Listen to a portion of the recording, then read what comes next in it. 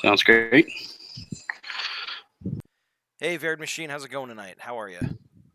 Thanks for joining. I just realized I still have my blue light filter glasses on. I'm going to take those off. My wife wants me to leave them on. She thinks they make me look cute. It's nice to know that she thinks I'm ugly otherwise, but it's all good.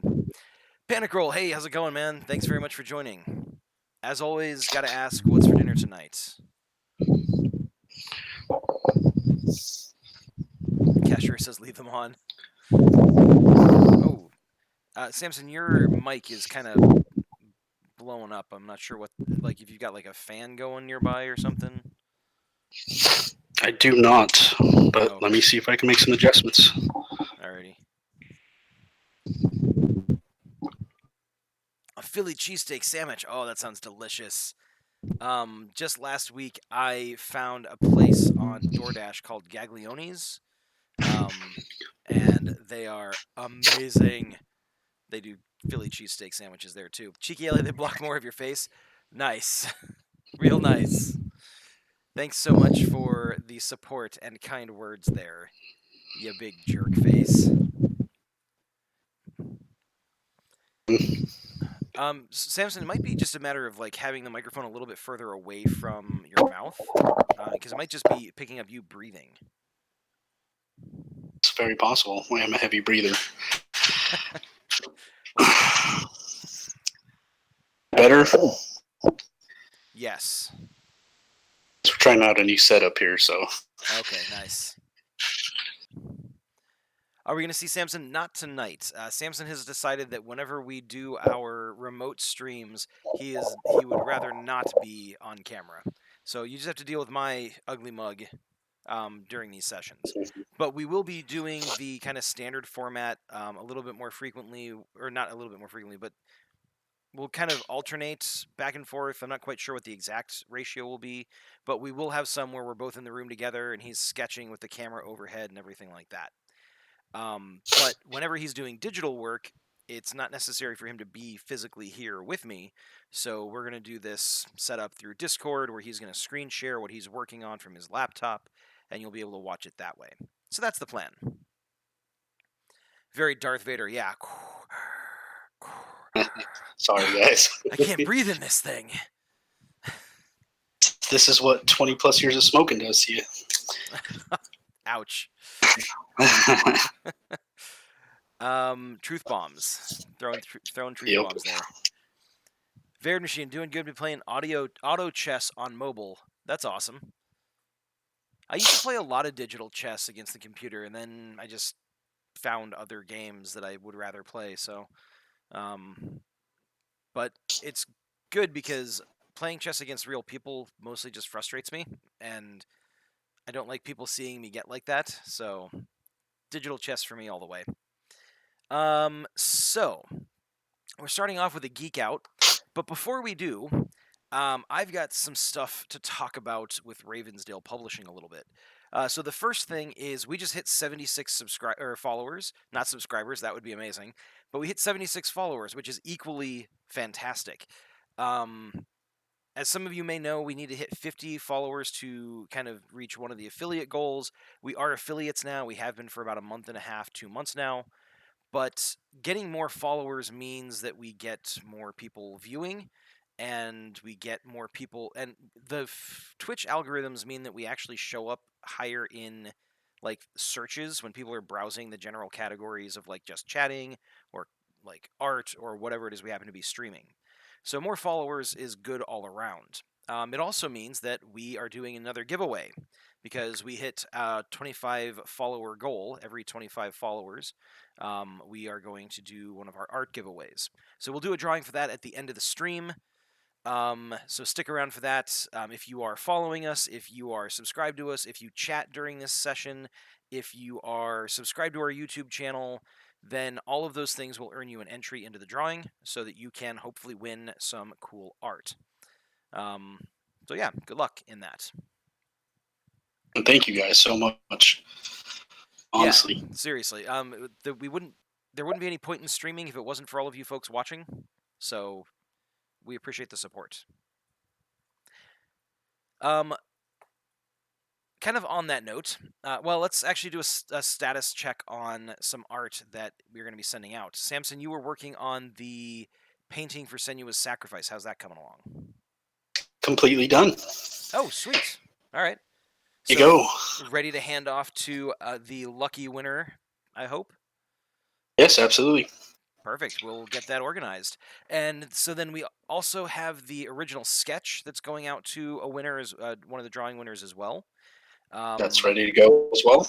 Perfect. And I think there was one winner of a print for that. How is that coming? So the prints are going to take a little bit to get done, Okay. but and I should have a more concrete timeline before the end of the week. Perfect. Sounds good. In that case, the winner for the print, just stay tuned. We will get you more information over the course of the next week or so. Anybody who won for Panic Roll, who won the painting, and DEFCON Foe, who won the original sketch, we will arrange to get those to you sometime in the next few days. So, congratulations to the winners. Yeah, congrats, guys. Hope you enjoy.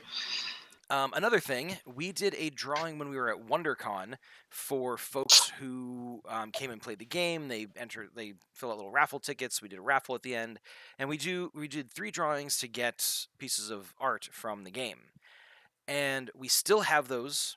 They are still coming. Something I actually haven't really talked about with anybody because I was waiting to see how things were going to shake out. The reason for the delay on those is we actually had someone contact me and try to challenge the character designs, saying that they were his. Ooh, really? Yeah, so I decided to hang on to the stuff. I didn't want to send it out or really say anything about the situation, just in case it became a legal thing. Went back and forth with the person, and I was able to convince them that these are definitely our character designs. You know, we've been working on them for however long, and it wasn't someone that is really known in the industry. It was just a random artist who came across your stuff, Samson. Really? Yeah, so it was kind of an awkward conversation to have with the guy. But that's the reason that I have not sent out the stuff from WonderCon, because I didn't want to send it out and then have it turn into an actual legal issue and then have to like recall it or do anything crazy like that. So yeah, if you were waiting Talk on... later. Say again? Talk later. I want to know so much more. Yeah, I'm pretty sure it was just a BS type of thing. He didn't really No, I have... guarantee you it was. Yeah, he didn't really have any artwork that like supported his claims at all. So, but I was trying to be really careful with it. I didn't want it to turn out to be something where like, there was any kind of similarities between characters, and yeah, I think it was just a thing. So yeah, but Cheeky Elliot was resolved. Everything's fine. He finally just was like, yeah, okay, you know what, you're right. It looks like you guys didn't steal my stuff. It was a weird conversation. So, but anyways, now that that's resolved, we will be sending out the artwork for WonderCon. Sorry for the delay on that for anybody who's watching who won one of those. So yeah, I think that's so, it. Go ahead. Interesting. I want to know so much more. We'll talk later though. Yeah, definitely. The only reason I didn't bring it up to you is because I was pretty sure it was bogus, and I'm still convinced that it was bogus. So it was kind of not really worth stressing you out or anything by... Anyways, we'll talk more. Yeah. So, let's get into talking about nerd stuff. We will get into our comic here in a little bit, but first we want to talk about comics in general. Samson, you had some news that you dropped on me yesterday that I didn't know anything about. It was about DC Comics. What was that? Yeah, so they killed every DC imprint that they're currently doing, and they folded everything into one DC universe.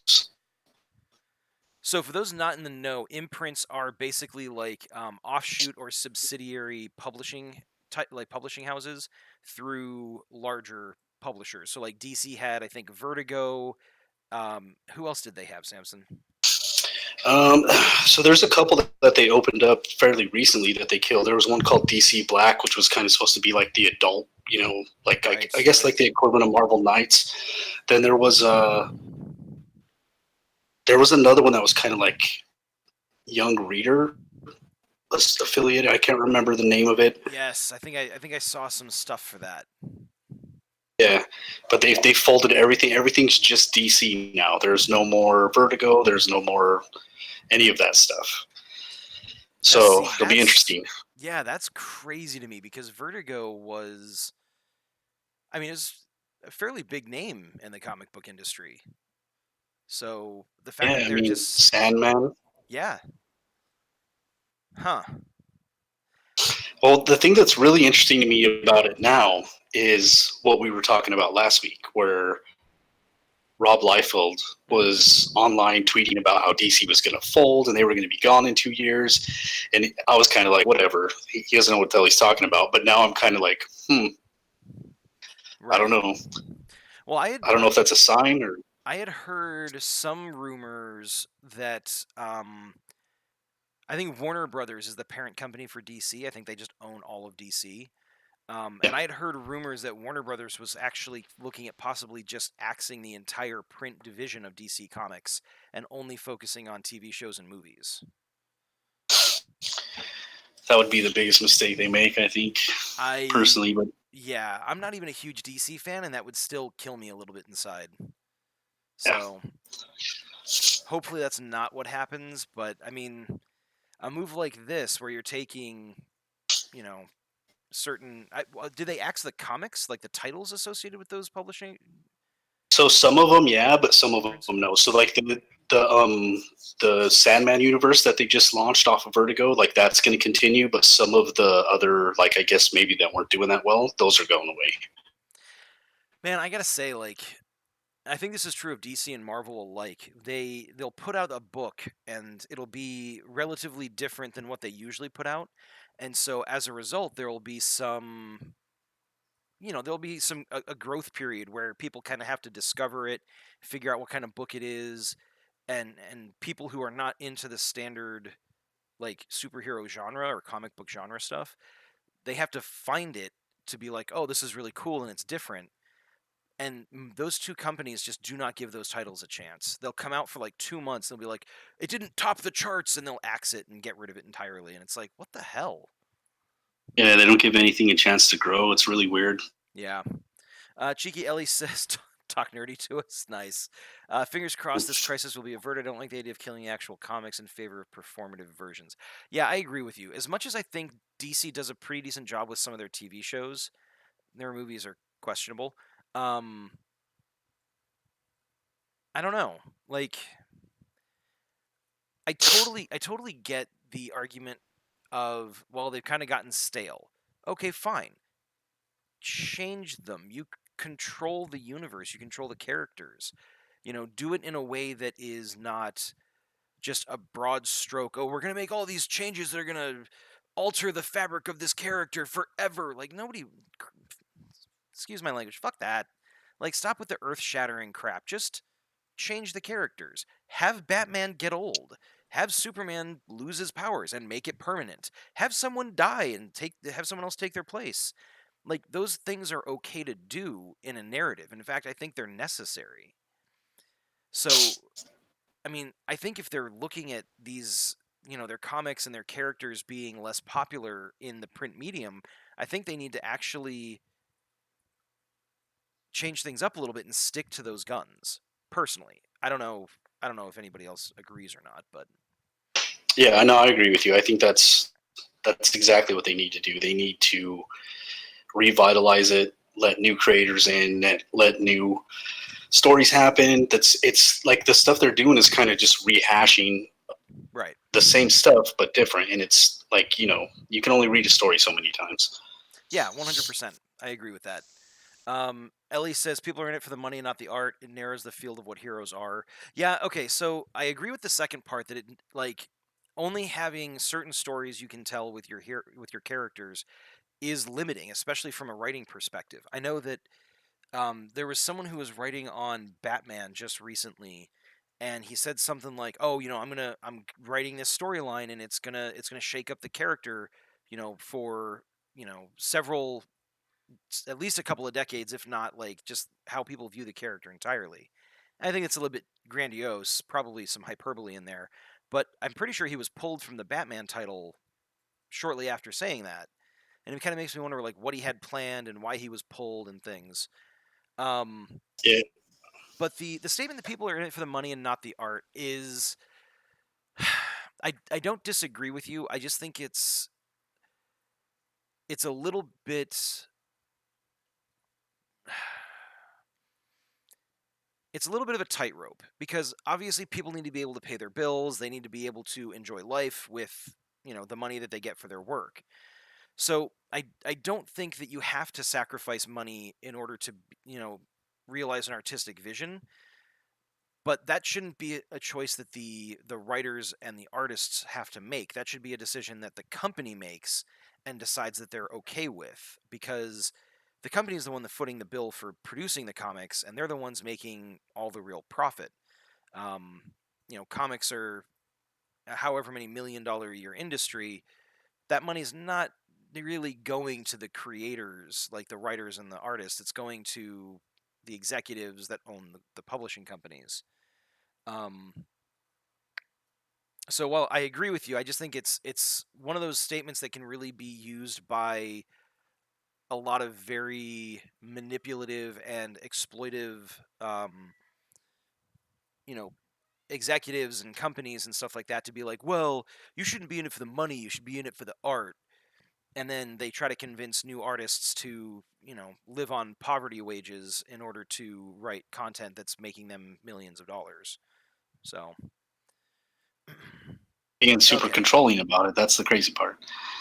Yeah, exactly. The second an artist or not an well, even an artist, like if they're like, hey, I've got to change to the way this character looks. I've got my own imagining of how they look. They don't really have carte blanche to just do that. They have to get that agreed on with marketing and sales and the various executives and whoever else. The same way writers have to get storylines approved. The Varied Machine says mature content. Um, and that was what, like Samson mentioned, that's what DC Black, that label, was going for that. And I know in Marvel, the Ultimates kind of was aimed to be like the more realistic, mature version of, the standard Marvel superheroes. That's the one where the mutant X-Men villain, the Blob, ends up cannibalizing the Wasp. And Yes. it's really schlocky and like gruesome and not particularly like it's one of those moments in comic history that people are like, what the fuck were they thinking? Like Yeah. seriously, just why did they do this? Um so One of the yeah, things that's really funny about the DC Black line is the first title they had on there it was some version of Batman, whatever. I don't know right. what it was, but instead of doing like these where it was Bruce Wayne completely nude with his stuff hanging out, and like they got a lot of flack for it and ended up pulling the print. Right. So like they were taking mature in a different way than they should have been taking it, I think. It's like someone was like, "Oh, we should do mature DC comics." And someone took that as, we need to, replicate the Dr. Manhattan, you know, CG genitalia but in our comic Yeah. books. It's like that's not why people that that's shock value, sure, and you're going to get press out of that, but nobody's really going to like read it specifically for that. So, I don't know.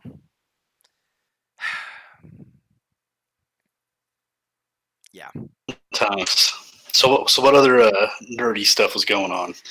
So speaking of like kind of shock value stuff, so this is happening in the Uncanny X-Men and the X-Men comics right now, which back in the day, like these are what got me into comics. I loved the X-Men comics. They have a storyline or an issue or whatever where a fairly well-known character, if you're into the X-Men, Rain Sinclair, she's Wolfsbane. She's um, Irish or Scottish, He's I forget awesome. which. Say again? He's awesome. She is awesome. I think she's a great character. Basically, she's when you meet her as part of like Gen X and New Mutants, she's basically like a teenage werewolf. But she's very religious, and so her mutant power is to turn into like this wolf form. She sees it as a curse, and her religion is constantly like weighing on her. And she's gone through a lot of stuff. Like she's been involved with a number of different X-Men super teams and things like that. And like Samson said, I think she's a cool character. So, uh, Ellie says, "Go X-Men." Yeah, exactly. Go X-Men. So they recently had that character die. They killed that character in a recent comic book. Um, and the thing about it that really kind of like, well, first off, there was a kind of a controversy around it because um, the a lot of the dialogue in the scene, like from the people who kill her, she basically is like attacked by muggers or something like that.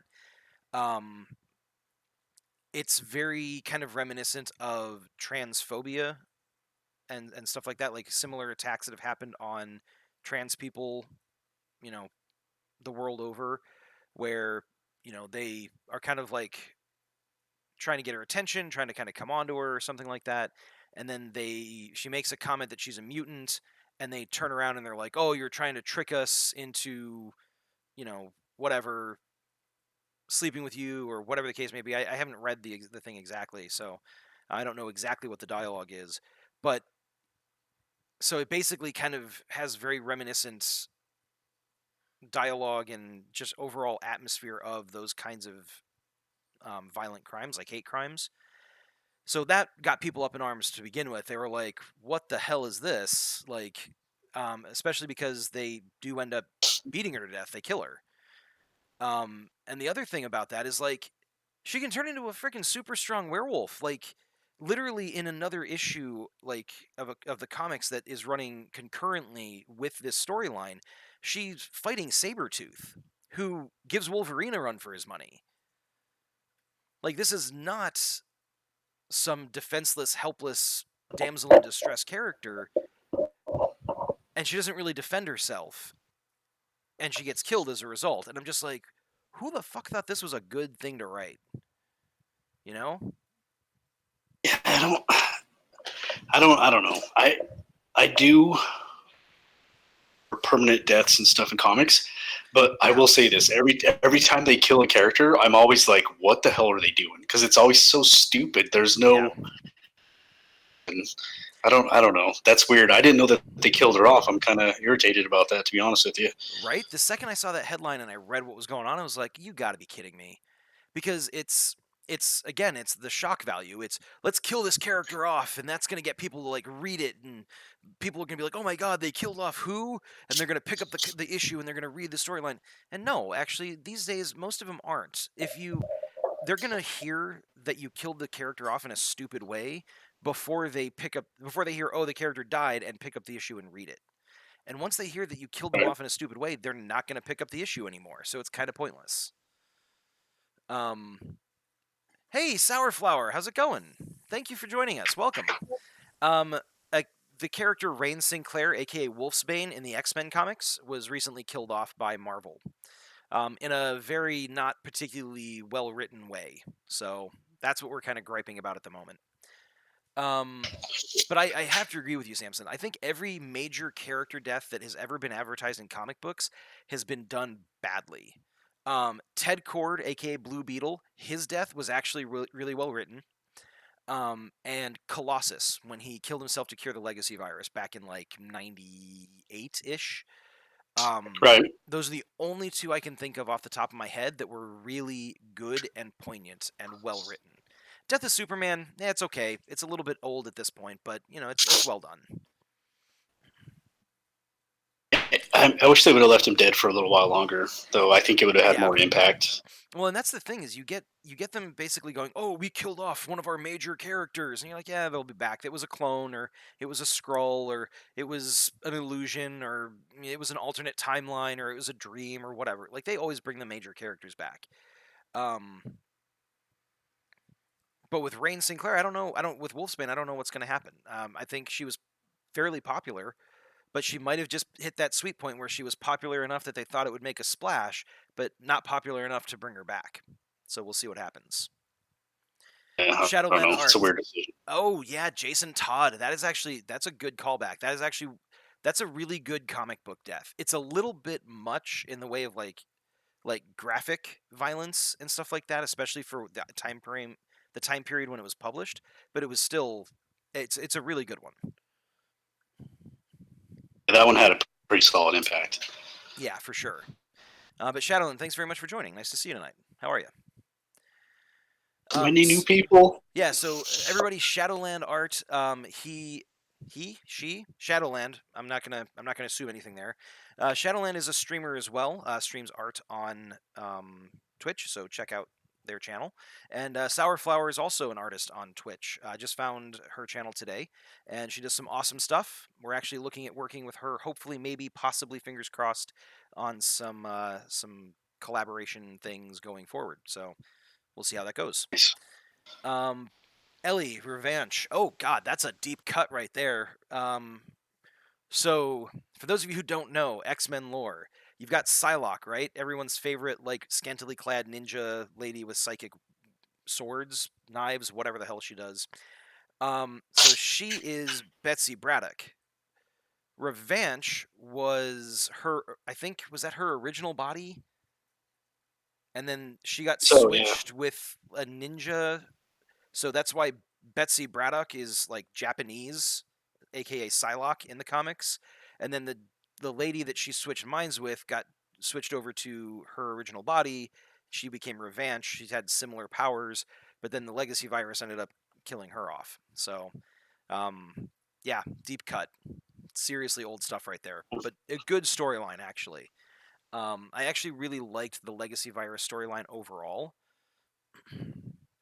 I think it was probably and one of the best like extinction event type storylines that the X-Men have done. yeah, Chris Claremont was the top of his game in the '90s. I feel like Yeah, on the yeah. amazing stuff. I think he probably wrote all of my really favorite X-Men titles, like the runs that he did. And who was he working with artist wise? Was that Jim Lee? Jim Lee was doing. I think he was just doing the straight X-Men title, and I Okay. think X-Men. Is that right? Sorry, say that again. The Astonishing X-Men, I think, was Mark Silvestri. I'm not sure if that's right though. Yeah, that was when Joss Whedon picked up as the writer, I think, if I Okay, remember all correctly. right. Yeah, Astonishing X-Men was a decent run actually. It got a little weird with like the aliens and stuff like that, and Break World and Colossus and whatnot, but it was good.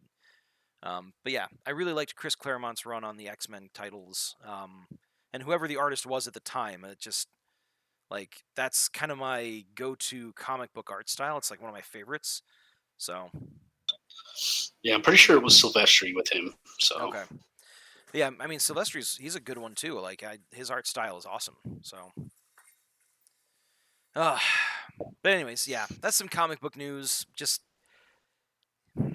weird decisions narratively and business wise. I mean, I can't say that I can judge DC for what they're doing. I hope to get half as big, but that's beside the point. So, well, I really hope that they're not.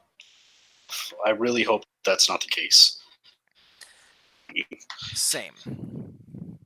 Like if they do end up basically axing DC Comics, but they can't, man. Like can you imagine some executive somewhere going, "Yes, I think we should stop printing Batman comics or Superman comics. They're like the most iconic comic book characters out there." Like even with the success of Marvel movies, I still think someone said name a classic comic book character, they immediately would say Batman or Superman. I mean, I think recognizably they're probably the two most famous. Yeah. They just are. They're the number one and two guys. Yep. Which bothers me immensely, but that's fine. It's not that they're the best characters; they're just the most well recognized. I think is what it is. I mean, they're iconic. They are.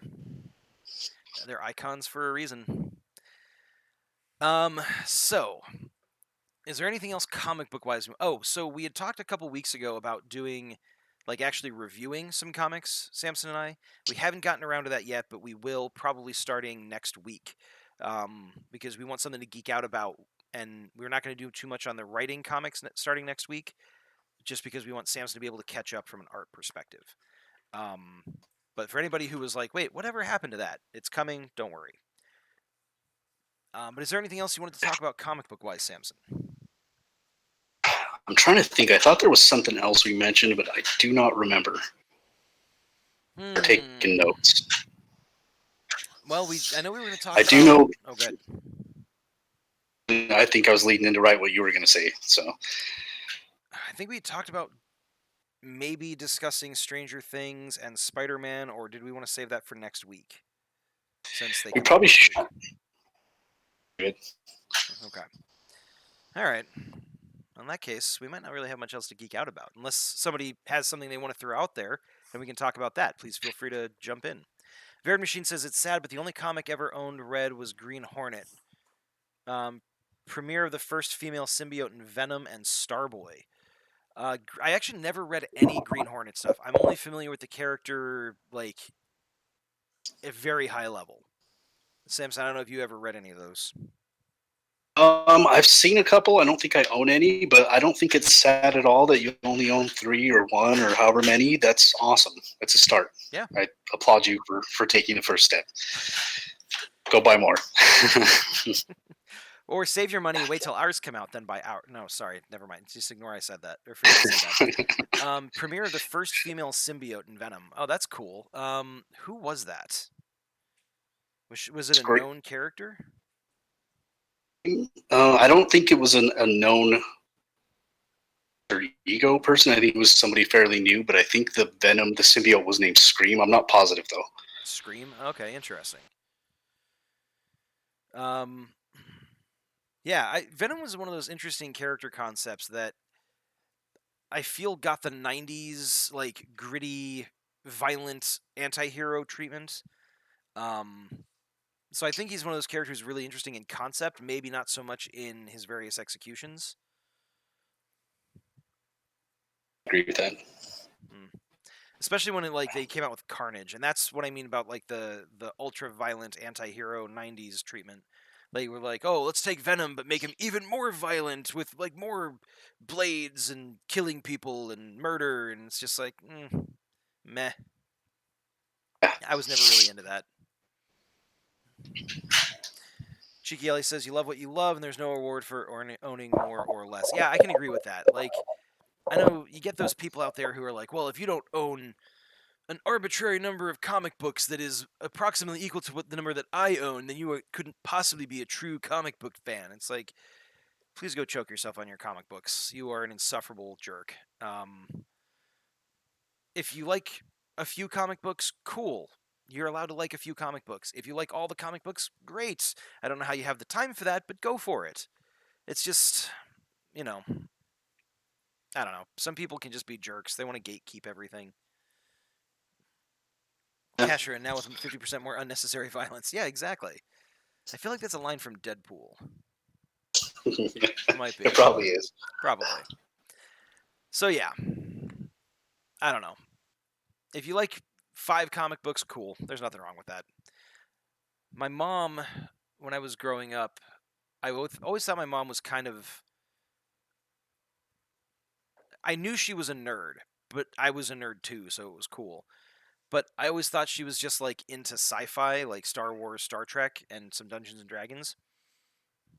I remember rooting around in a box when we moved once, and I found like an old school like Namor #1 and some like early Iron Man comics and stuff like that. I have no idea what happened to them since then, but I was like, the second I found out they were my mom's, I was like, holy crap, my mom is awesome. So. Right.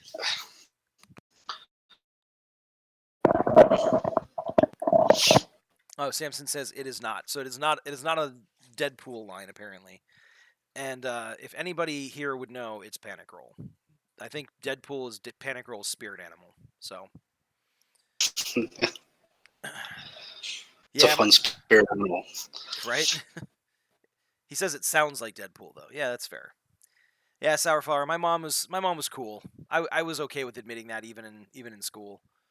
She was the substitute teach at my high school every once in a while, and we had a tiny school. Like I think my graduating class was 33 people. So yeah. But basically, whenever she was a substitute teacher, there was no avoiding her. I would run into her in the hallways. 90% of the time, she was, teaching one of my classes. So I was never embarrassed to have her there or anything like that. I knew she was into all the same stuff I was. So if I thought she was lame, that kind of meant that I thought I was lame. You know, just putting it out there. Is Once Upon a Deadpool worth watching? That's a good question. I don't know. I haven't checked it out. I think it's the PG-13 version. I heard it's actually still quite funny, so I'm gonna have to watch it one of these days. I don't know. Samson, did you ever watch the PG-13 Have version? not. Okay. I did hear that there's like new content and stuff too, so it's definitely worth watching even if you've seen the other one. So, Yeah, but I haven't had a chance to yet. me too. It's funny in a non-Deadpool way. I enjoyed it, and by a non-Deadpool way, he means not so much graphic violence and gratuitous nudity. I'm pretty sure. Um, Holy heck, that is a small school. Yeah, it was tiny. Ellie, she was an OG nerd. Yeah, my mom was an OG nerd. She never taught any of my classes. Jealous. Ha! That's right. You weren't cool. You didn't have the good substitute. Although it was really difficult. Like, one thing that always bugged me is, how when you got a substitute teacher, it's like, today's kind of a goof off day. I can, I don't have to really have to pay that much attention. Couldn't do that when my mom was the substitute. She knew. She always knew when I was doing something. Usually because the way I would goof off is I'd sit in the back of the room and I'd be looking through a D&D book, planning out my next encounter, the next session or whatever. But they were all her books, so she would know, and she'd be like, "Put that away." So, That's funny. yeah, she wouldn't let me get away with that stuff. Need a new Deadpool Spider-Man comic. Is there not one running right now? I thought that was kind of a constant thing that was going. Deadpool and Spider-Man. There are rumors that that's going to be a movie. Oh my gosh. It's just a rumor though right now. But how amazing would that be? I would love to see Tom Holland Spider-Man and Ryan Reynolds Deadpool in a movie together. The only thing I want more is to see Hugh Jackman Wolverine and Ryan Reynolds Deadpool in a movie together. And not X-Men Origins. Anybody who suggests that movie can just get the hell out right now. Oh, Panicle says, I need a new one. Yeah, okay, fair enough. Both of those would be a gift. I agree. Really, any movie with Ryan Reynolds as Deadpool is kind of a gift, but there are some natural people to pair him up with. So, I know, Samson, other than those two, who would you pair Ryan Reynolds Deadpool up with? Oh man, you see him with like the Netflix Punisher, just because he's so silly and the Punisher's not. Like that would be great, like a buddy comedy thing. I think that would be awesome. And it would be perfect because you could totally have Frank Castle be like, if you don't shut up, I'm going to shoot you. And Deadpool mouths off and he shoots him and he just gets back up and keeps doing it. Yeah, that'd be kind of perfect. I think, yeah, I think I might want to see that more than, maybe not more than the other two, but it's definitely up there. So, actually, speaking of, I just started watching the third season of Jessica Jones. And the season's starting off okay, but holy crap, I hate the character Jessica Jones. She is such a jerk. A lot of people want You're a right, or Spider-Verse movie with Maguire, Tom, and Andrew. Yeah, I heard something about that. Like, basically have all three of them cross over. I think Tobey Maguire's a little bit too old for it these days, but I mean, you could have him be the older Spider-Man. That's cool. Have not finished I that would series. Okay. Go ahead. Sorry, Simpson. I would definitely watch that Spider Verse with the three of them because that would Yeah. be great. I think that would be awesome. Yeah, and you could easily explain it away as just be like all those movie franchises are just different universes. They're opening up the possibility of that with Far From Home, so but yeah, the Marvel Netflix shows, I really liked Daredevil, even when it got kind of weak in season 2. I still enjoyed it. I really liked The Punisher, 2 seasons that we got. I didn't care for Iron Fist at all. Jessica Jones, the seasons were good, but the character is just, I hate her. There's nothing redeeming about her. She's just mean to everybody, which I get it. Bad stuff happened, but if someone coming to you for help doesn't know what traumas you've experienced and you just immediately treating them like garbage makes you not a good person. And I get it, like she's not trying to be a good person. Then don't be a private investigator who takes money to help people solve problems. Just putting it out there. That's funny. Sorry, I have very strong feelings about it. Jessica Jones is just an asshole and hasn't grown at all. Yeah, I agree with it completely.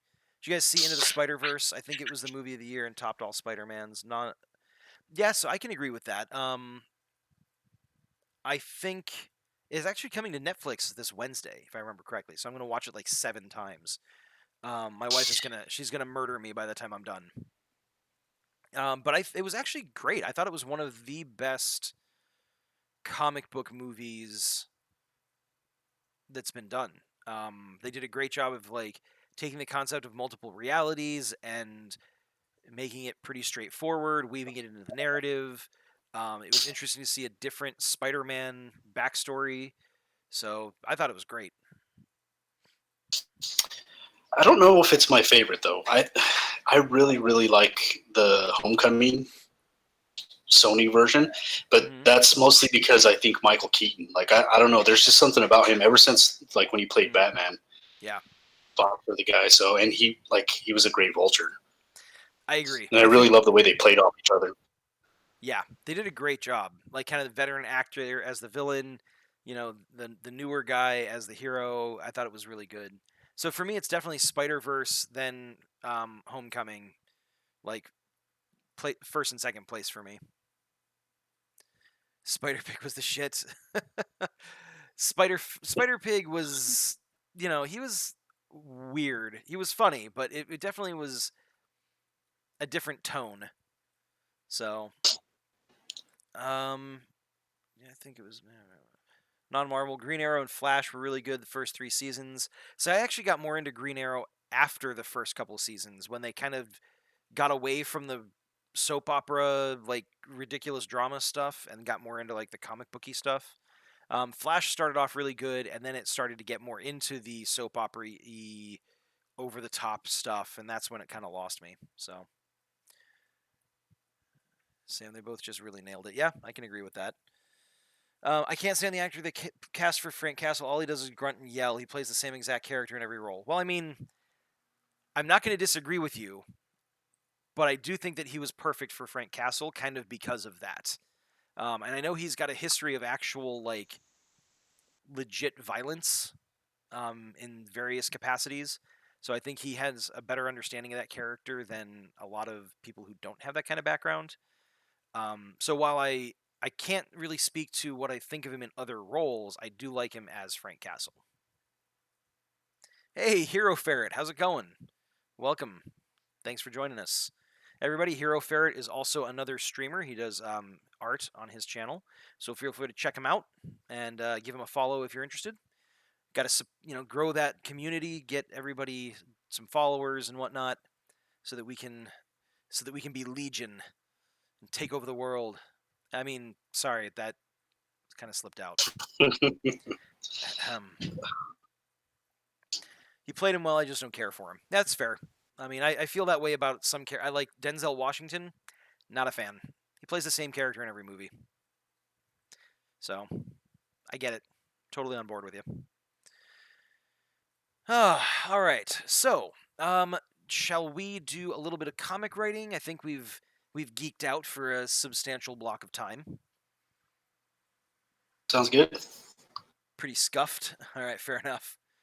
What about Bruce Willis though? Yeah, Vered, I can agree with that. Bruce Willis kind of is he plays the same character in a lot of movies, but I still like the movies, so I'm not gonna say I give him a pass. I basically just kind of accept what it is and move on. But I do the same thing with Denzel Washington. Like there are a couple of movies that he's been in that I'm just like, you know what? I don't care that it's him playing the same character. It's a good movie, so I'm down. BG3. I don't know.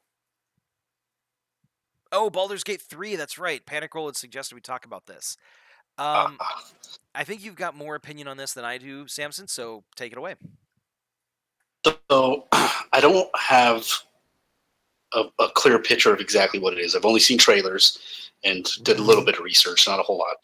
But I am super excited for it. Like, I really hope that they're going to do and incorporate D&D into this. Do it, but I'm really excited. I think it's going to be amazing. So I know that the original Baldur's Gate games, they basically worked off of second edition AD&D rules, which, if you're not familiar, they're the easiest to understand. They're the most straightforward RPG rules in existence. They're not. They're terrible. I played that system for years, and they're not good. They're the least user-friendly rules. They really are. Like, trying to teach new players how to play second edition AD&D was basically like, okay, have a seat. Let's talk calculus, and you would lose like 90% of people right there. So if they do try to make the mechanics a little bit more like grounded in D&D rules, I think they'll probably do it with the current 5th edition rules because they're really accessible and they're fairly straightforward. You got a lot of variety without being too You've got a lot of variety and complexity without being too unapproachable, I think is the best way to explain it. Cheeky Ellie, have a good night. Thanks for joining us. Get some sleep. Incorporating Pathfinder. No, not Path. The only thing worse than second edition AD&D is 3.5, and Pathfinder is 3.75, so it's worse than that. I hate Pathfinder. Sorry. Anyways, Not that bad. it's bad. That's why I love comedies and comedic actors switch up and go dark in a horror film. Such a great transition to see what the actor is capable of. Yeah, I can agree with that. I may be wrong, but I'm pretty sure I read that. Well, Panic Roll, I do hope that you are wrong, just because that would crush my spirit. I thought they said they were going to actually be incorporating 5th edition, is how I understood it. Hopefully. So stoked about it. Fingers crossed. I never played any of the Baldur's Gate games back in the day. I just remember something about a barbarian and a hamster named Boo or something like that. It was like a meme thing. I think that was from Baldur's Gate. I don't know. Only got part of the reveal, so okay. Yeah, I'll look into it and I'll see what I can find. But anyways, yeah, I'm excited for it. I'm always down for more D&D games. I played Neverwinter Nights back in the day. I don't know, Samson, if you ever played that. Yeah. Oh, that's a good one. It's I think it's based off 3rd edition or 3.5 edition, but at the time that was the only thing that was out. That was the newest thing that was out, so I kind of just sucked it up and dealt with it. But they managed to make a really good game with some good storylines out of that rule set, so I can't complain too much. Yeah, they. Let's see. Hold on. BG3 is hype. Divinity is the closest thing to D&D. Yes, the game takes things away, but it has to make it enjoyable as a game rather than a tabletop RPG.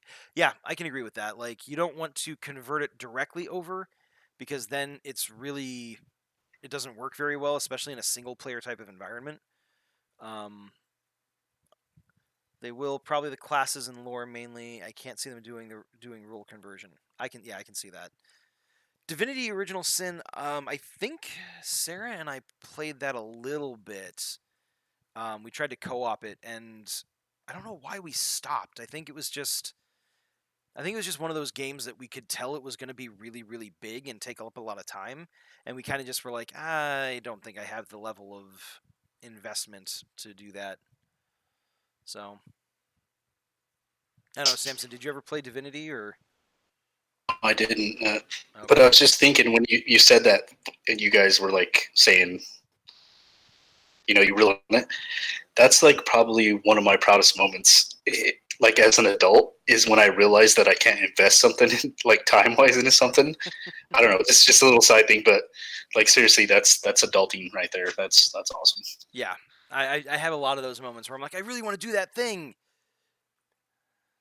there's no way I can do that thing, either money-wise, energy-wise, time-wise. Like, yeah. Sometimes I'm sad about it, but most of the time I end up looking back on the decision going, oh, thank God. So, Divinity is long. Okay, that's good to know. I've played both games. It can get long if you don't plan stuff. Turns take years. Try with a 4-man party each run through. Wow, very D&D like. Yeah, yeah. I will say that's one of, as much as I love D&D. Holy crap, combat can take forever. And that's actually one of the reasons I dislike 3.5 and Pathfinder so much, is because it takes. I feel it's probably the one that takes the longest. It's just torture and I feats. think I would agree with that. I would agree with that because people can take just to swing, however many times. So I would agree with that. That is very true about 3.5. Yeah, and skill points. Oh, skill points. No, just no. Like, good lord. Uh, Panic Roll, D&D, a game where 5-hour travel takes 5 minutes and 5 minutes of combat takes 5 hours. It is so true. It's painfully true. RP over combat, dudes. Pathfinder is for people who like numbers. Yeah, I can agree with that. And I don't get me wrong, I like combat and I like the numbers. I just feel like they have to be streamlined enough that you can play the game without it just being combat while still being able to get some RP in and things like that. So, yeah. I don't know. 5th edition for life, at least until they come out with a new edition, and then I'll check that out and see if it's any good. Numbers are difficult for me. Yeah, I mean, to be fair, they can be difficult to keep track of for me too sometimes. I I've been playing long enough, consistently enough that generally speaking, if I'm playing with a group of new players, I will usually know, like, have a better understanding of all the characters at the table than any individual like player playing their character. Um, because I'm so used to, okay, so don't forget in this situation you've got this ability that would let you do this thing that you said you wanted to do last turn. So, trying to talk them through all the options that are available to them. But I it's kind of second nature to me. Anytime I try to actually think about it, it's a little bit more difficult. And by a little bit, it's kind of paralyzing. So, Pathfinder's hitbox is broken. What? I don't know. Oh, Verid, we're not talking about Apex Pathfinder. Just FYI. I don't know if that was a non sequitur or if that was related to the Pathfinder conversation from earlier. It gets so complicated. Plus, gatekeepers destroy Pathfinder. In my opinion, makes me stay away. Yeah, there are people who are really passionate about the Pathfinder lore because it's not just a rule set; it's an actual setting, and it's been a consistent setting kind of since its inception. And so you get people who are like, "Oh, you play Pathfinder, huh? Well, who did this, and why did you, and what faction did you, and because well, did you know in this war?" And it's like, oh my god, it's like I'm just gonna go over here and use my player's handbook to slowly give myself paper cuts to death because that's better than listening to you people. Varied machine. I just okay. Thank you for your contribution. Yes,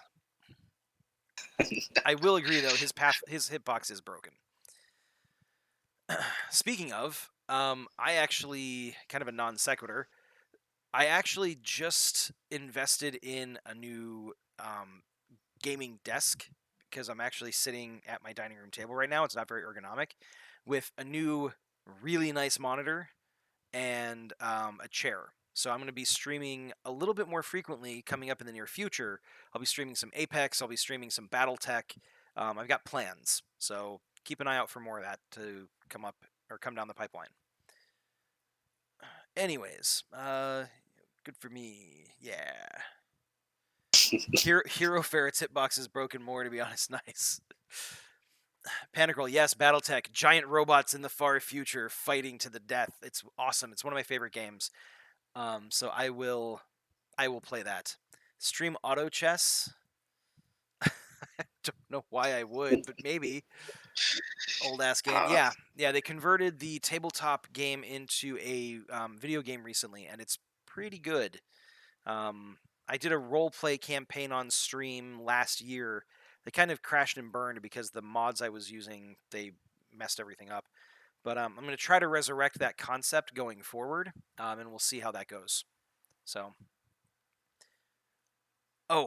actually, there's MechWarrior 5 coming out sometime in the near future, which is a first-person version of BattleTech, where you actually are piloting your giant robot and in real time and tromping through villages and blowing up other robots and shooting down planes and stuff like that. And I can't wait for it. It's going to be amazing. Sounds pretty awesome. Anyways, so let's get a little bit into the comic book stuff. Samson, do you want to do a screen share so we can see what you're working on? Give me 1 second. Sure. I want to update the stream information so that people don't get confused. Okay, so Ravensdale writes comics. Procyon.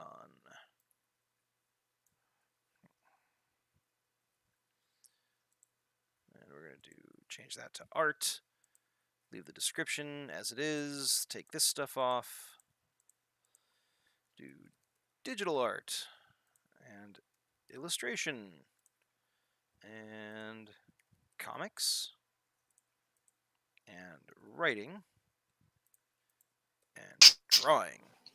Y'all are getting to see me update my stream information live. Isn't it riveting? Top tier content production right there. All right. Hey, comics. Yes, comics. Samson showing art. Yes, Samson is showing art. Samson art. Samson art. Yeah, I just can't remember how to get to the screen where I share. So if you open up the Discord window, on the kind of the main window where you would leave the call, it's just to the left of that. On the left-hand side of the Discord window, you've got a bunch of little. You'll have some number of buttons. One of which will be gray with like a little speaker icon over it, and that one should be this one. That one should be this. Did you find it? I don't know why I can't find it. Hold on. Here, let me try sharing my screen with you. Well, no, that's gonna share my screen with you, not the other way around. Never mind. That doesn't really help.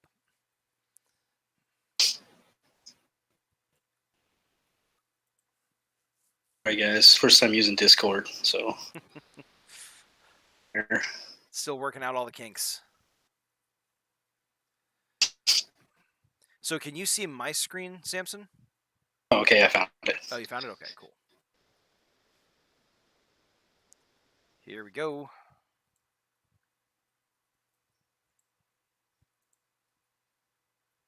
How do I... Wait. Damn it. Almost there, guys.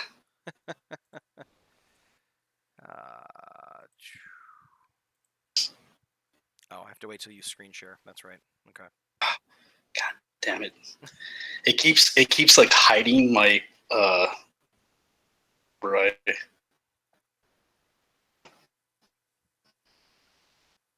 Board thing. Ah, there we go. Okay. Minimize it. There we go. You got it? Sorry, guys. Yes. That's not what I want to do. I want to do that. And then I want to do this. All right, so Samson, why don't you talk to them about the process that you're testing out right now? Let them know what you're doing. So I've never really digitally inked before, so I'm trying that out right now. Basically, what this is that I drew on. I scanned it in, and I'm blowing it up to see about inking on it. Yeah, that's it. That's what I'm doing. That's where I'm at. And this is kind of a trial run of this process, right? Yeah, I'm just curious to see if this will speed it up. Normally, what I would be doing is I would be taking this index card, making a photocopy of it at 300. I think it's 350% increase. Right. Transfer that over onto a blank comic book page. Right. Ink on top of that, and then rescan that back in to try coloring it. So I'm just seeing if I can skip some steps here. Gotcha. Yeah, I love the thumbnail idea, like the 3x5 cards. A lot of people that I've talked to about the process have been like, "Holy crap, that's ingenious!" But I can totally see how scanning it and then having to transfer it all over, so having to basically sketch it, or not sketch it, trace it, then having to ink it by hand, then scanning it into coloring it. Like, I can definitely see how that would be way more time consuming. So hopefully this will work for you. Actually, I don't even know if I blew this up. This might still be 3x5. Yeah, it's still 3x5. Hey, Panic Roll, thanks very much for the cheer. We appreciate that. Always nice to get some bits.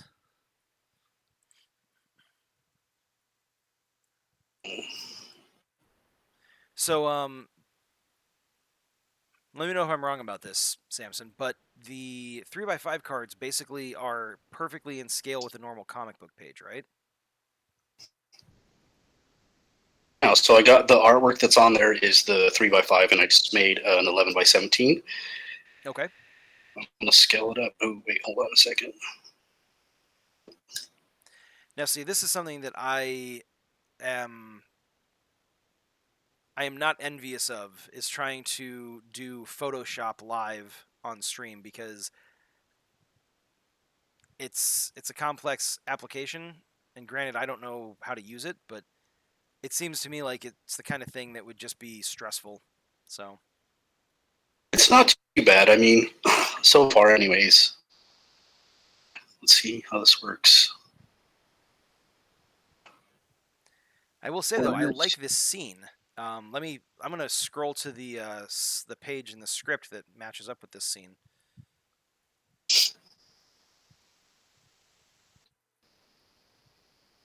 Here we are, right here, page 7. 3 panels. Panel 1, Maelstrom's standing at the top of a cliff. Her hair is kind of being lifted in the wind. It's sunny out. In the next one, Maelstrom is or you see the forest. You see all the critters and whatnot. And then in panel 3, you see the forest fire kind of start breaking out. You see the smoke. Mysterious figure enters. Yeah, and you can see our other conspirator kind of over here on the left-hand side of the panel. So yeah, we'll keep chatting while Samson does his work. What happened? If any of you artists that are on here have any tips to speed this up, or any just hints or anything, I'm all ears. If you want to chime in. Cheer more, Varied Machine. Everyone should cheer more bits so we can take my embarrassing 1 and 4 bits off the screen. Hey man, any bit helps. We appreciate the support. It all goes to show people that our fans like us, our viewers like us, so we appreciate that. But yeah, I mean, don't get me wrong. If y'all want to help Verd out there and cheer so that it pushes his bit amounts down off the tracker, then feel free. We're not going to say no, but there's no need For to be Verd. embarrassed about it. Do it for Verd. Yeah, do it for Verd, not for us. Think of Verd. Speaking of, I did shout outs for some of the other artists, but not for Verd. Verd Machine is an Apex Legends streamer, which I dip my toes into every once in a while. He and I have been playing a lot of Apex in the last few days, and he can attest that I'm pretty bad. He, on the other hand, is pretty good at it. So if you ever want to watch Apex Legends played by someone who knows what the hell they're doing, he's the guy to check out. So check out his channel, give him a follow. He plays often enough and streams often enough. He really should be an affiliate by now. So, he's actually got almost twice the number of followers we do. So, give him a few views when you get the opportunity. What is that? Panic. Did you get followed? Nice. Sorry, go ahead, Samson. Panic. I am kind of self-taught with Photoshop. I have taken some digital classes, but they were for Adobe Illustrator. Photoshop is kind of maybe like friends showing me stuff, so I don't know everything on it, but I know enough to get by. So Oof. Though I have like 2% Photoshop knowledge. Hey, I've got like 0.5% Photoshop knowledge, so I hear you. Same, to be honest. Wish I could be a bit more help. Hashtag save No Verde. worries. Digit, Oh, thanks very much nice. for following us. We appreciate that. The support's always very welcome. Verde Machine, thank you very much for cheering. Another what is going on? Again, I'm not going to say no, but 71 bits and then 24. That's cool. Thank you. That's like 110 bits. I don't know. It's 95. My math is not on point right now. Just realize you don't have to spam cheer 1. Nope, you don't. You can cheer a certain number. So, the first cheer I ever did, I accidentally dropped like a 1,000 bit cheer because I didn't realize that you could do it in increments. I thought you just cheered however much you had. So the random streamer I was watching was like, "Holy cow, thank you so much." I didn't have the heart to tell him I did it on accident. So, Like, you deserve it, and then did you, that's cheeky Ellie, awesome. told me to check it out? Yeah, thank you very much for joining. Ellie is kind of a dork, but you know we like her around here. She's cool people. So thanks very much And for joining.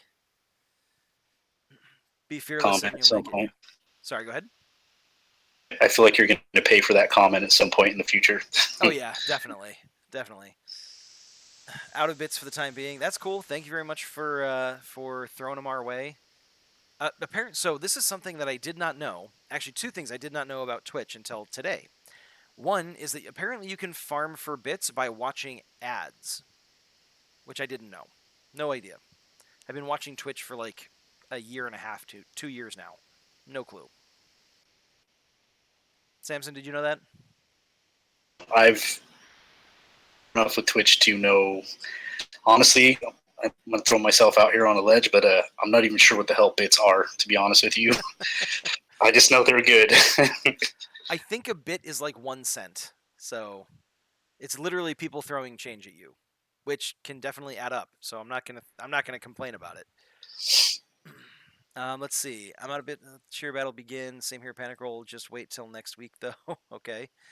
That's what I do. Oh, you farm for bits. Okay, cool. You just have to watch like interactive ads and touch them right. Whoa, whoa. that. Whoa. Okay then. If you get more bits, Apparently, you have to massage the ads very gently in order to get the bits out of them.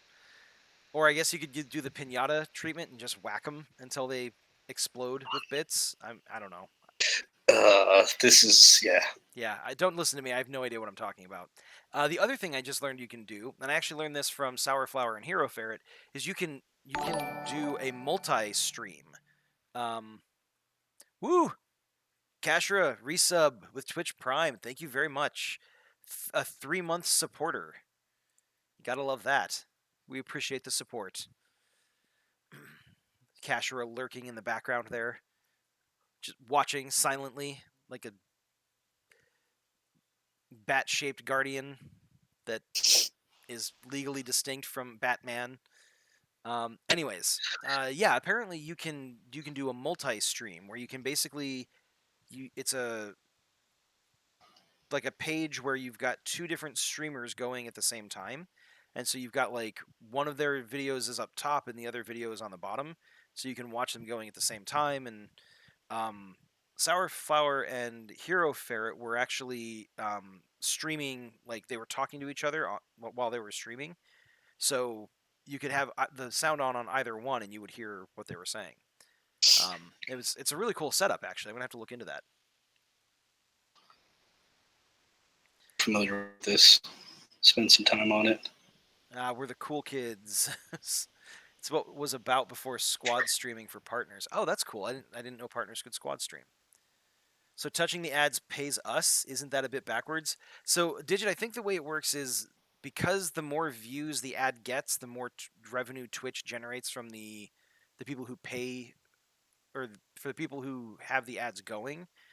Um, Basically Twitch is sharing a little bit of that revenue with the people viewing it to encourage them to view the ads more. I think is the business model behind that. Squad Stream just came out recently. That's cool. Getting Tabletop Simulator in 2 weeks, and we'll set up a stream soon. I'm excited. Yeah. Hey man, don't. I will actually spring for that for you. I'm happy to do it. Since I can't sub to your channel yet, I can't cheer, I can't do any of that. I will pick up a copy of Tabletop Sim for you so that we can stream some board games, whether it's our board game or something else. How do you get to the ads for bits section? That's a good question. I have no idea. So it's like Easter eggs and ads? Sure, kind of. You break open the ad like an egg and you hope that money falls out, not other things. Okay, Panic Roll, how do you get there? Be back in a few. All right, Panic Roll, see you when you get back, man. Anyways, so yeah, comic book wise, we actually finished up the script a couple of weeks ago, sitting at 24 pages currently. That 25th page that you see there is actually the like overview page, like the kind of the planning page. Ooh, Kashira, cheered for 100 bits. Nice. Thank you very much. Although you knocked poor Varied Machine down into third place, and he tried so hard to get to second place. How could you do such a thing? It's so mean. Click on the icon next to the smiley face, then click on Get Bits, then click on Watch Ad towards the top. Easy. Wow. Savage. But hey, we're not going to argue. Thank you very much.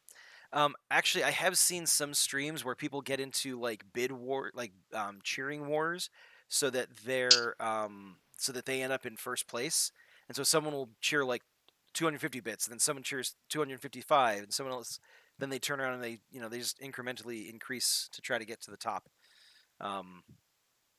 And I can only ever hope that we are that enthralling of content creators that happens, but for now, we are more than happy with the support that we're getting.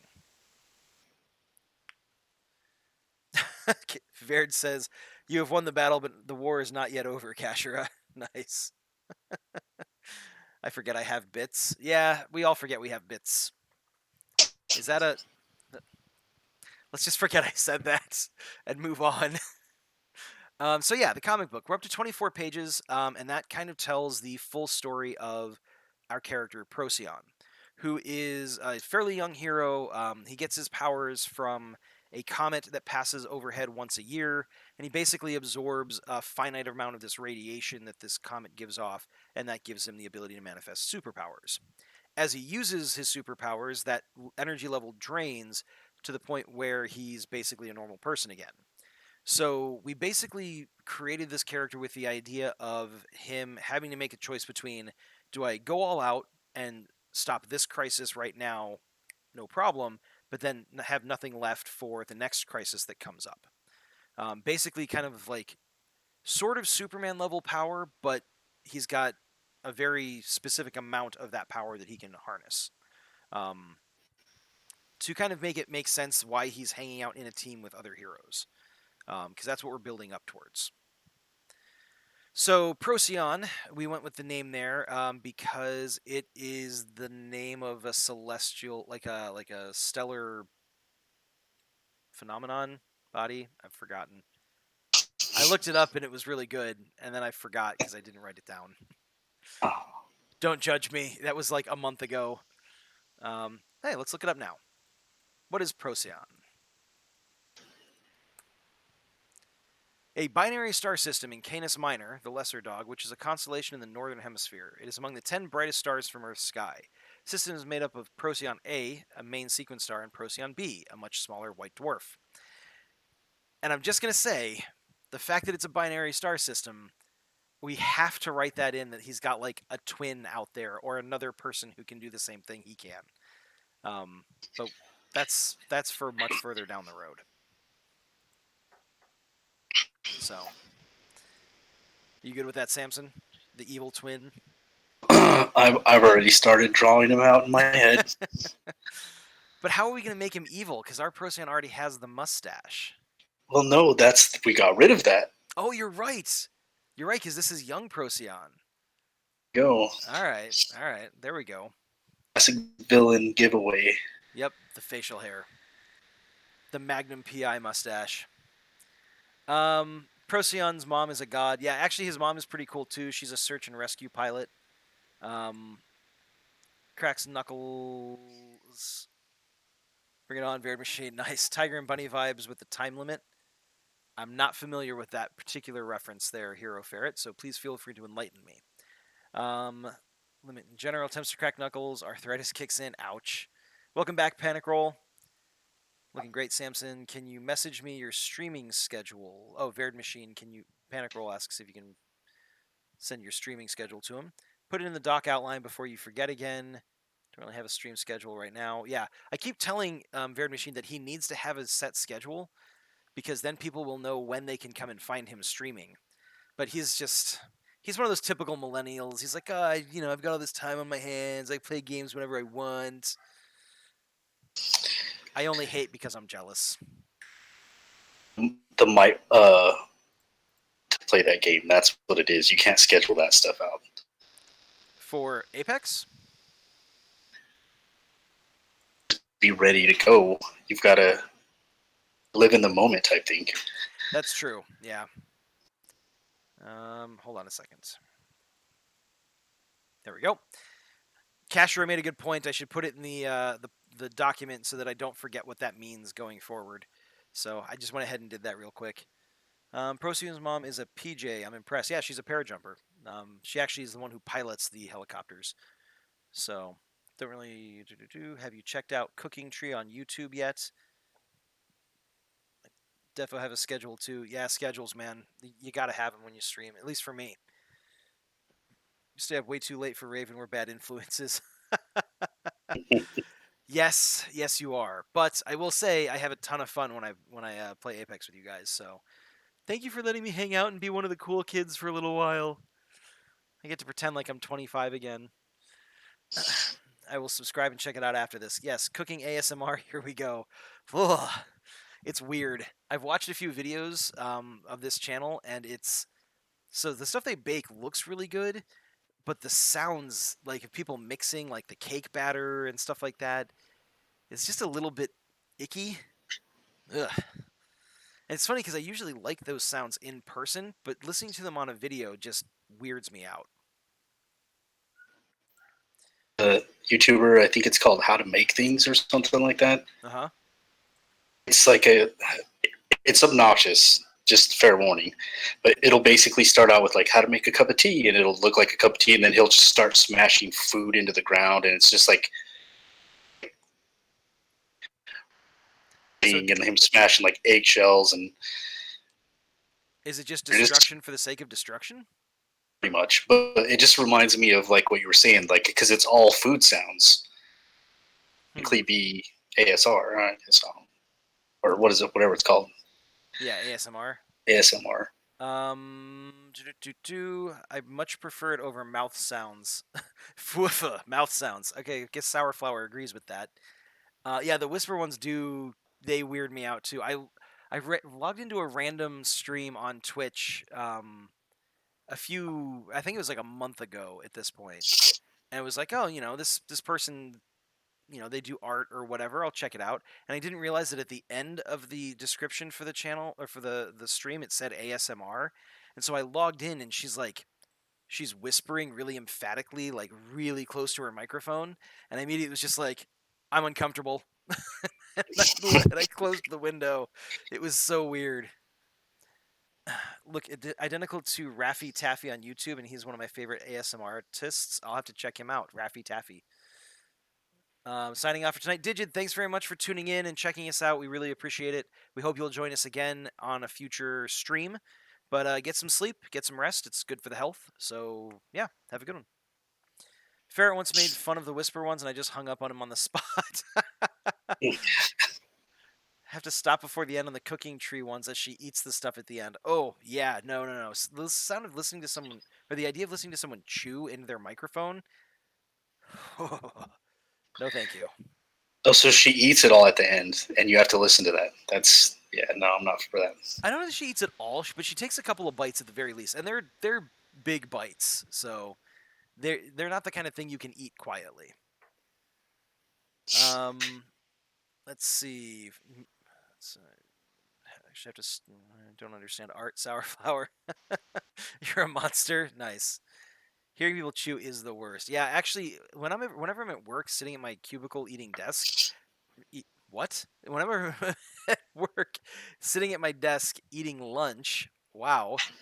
Um, I um, I always worry that I'm chewing really loudly because obviously in my own head it sounds like it's right next to my ears, so it sounds really loud. So I'm always worried that my coworkers are secretly planning to kill me because of how loud I'm being. I don't know if that's true or not, but I hope somebody would tell me if was a loud chewer. I chew with my mouth closed, for the record, because anybody who chews with their mouths open is a savage. Eating desk, yeah, gosh dang it, that's gonna. I wasn't gonna say anything, but I think Yeah, do you at least season the desk before you eat it? No, it's just totally bland press board desk. High in fiber though. Nah, you just have to commit and go full slurps. Establish dominance. That's not going away anytime soon. Yeah, people are gonna reference that one for a while.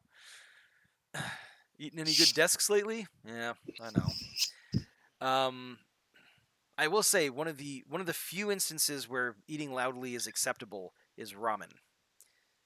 You are allowed to slurp your noodles. You are allowed to slurp your broth because it's ramen. It's delicious and it's culturally acceptable where it comes from. So there you go.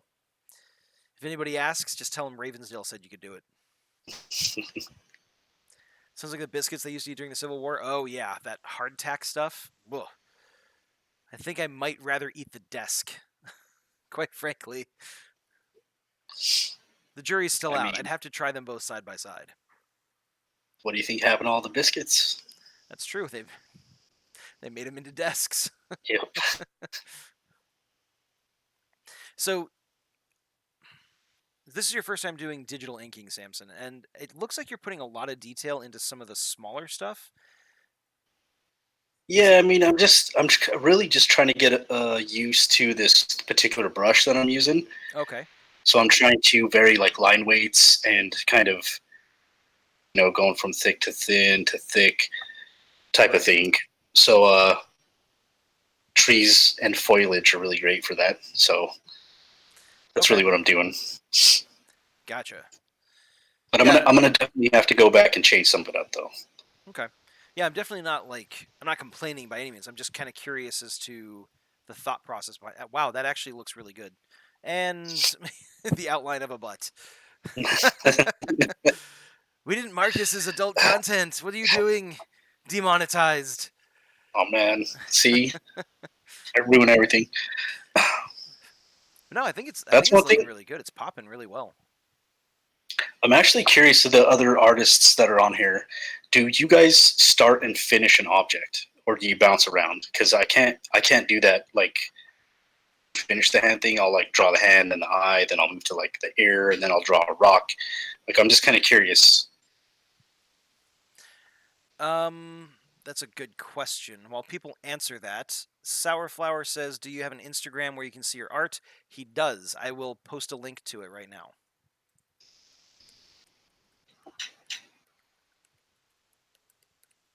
Is it sour_muse on Instagram, Samson? It is. Hero Ferret says, "Depends. One thing is layers are your friend." Yeah, Samson's pretty good about using layers, at least in the art that he's done for us in the past. Sour Muse or Sour Muse, I can't remember which. You should have seen me draw today. I was all over the place. Yeah, that's the thing I was going to say is anytime I watch like False Viper, who did our guest cover for the comic that we had on the show a couple weeks ago, or watching Sour Flower or some of the other artists, is they tend to bounce around from one object to another. Come on, Ayla. Cats, man. Come here. Come on. Oh, yeah, hi. You're visiting me during the stream. You know what that means. You get to say hi to everybody. Hi, everybody. This is Ayla. She's adorable. She also hates being shown on camera, but she likes to sit next to me when I'm streaming, so. That's right. Good girl. Have a seat. I love her. Yes, she's adorable. She really is. Actually, she's probably one of the most beautiful cats I've seen. She's got great coloring. Her eyes are really green. And she's very dainty. She's very ladylike.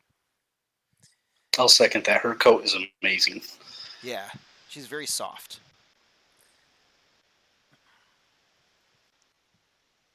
Ayla Cat. Yes.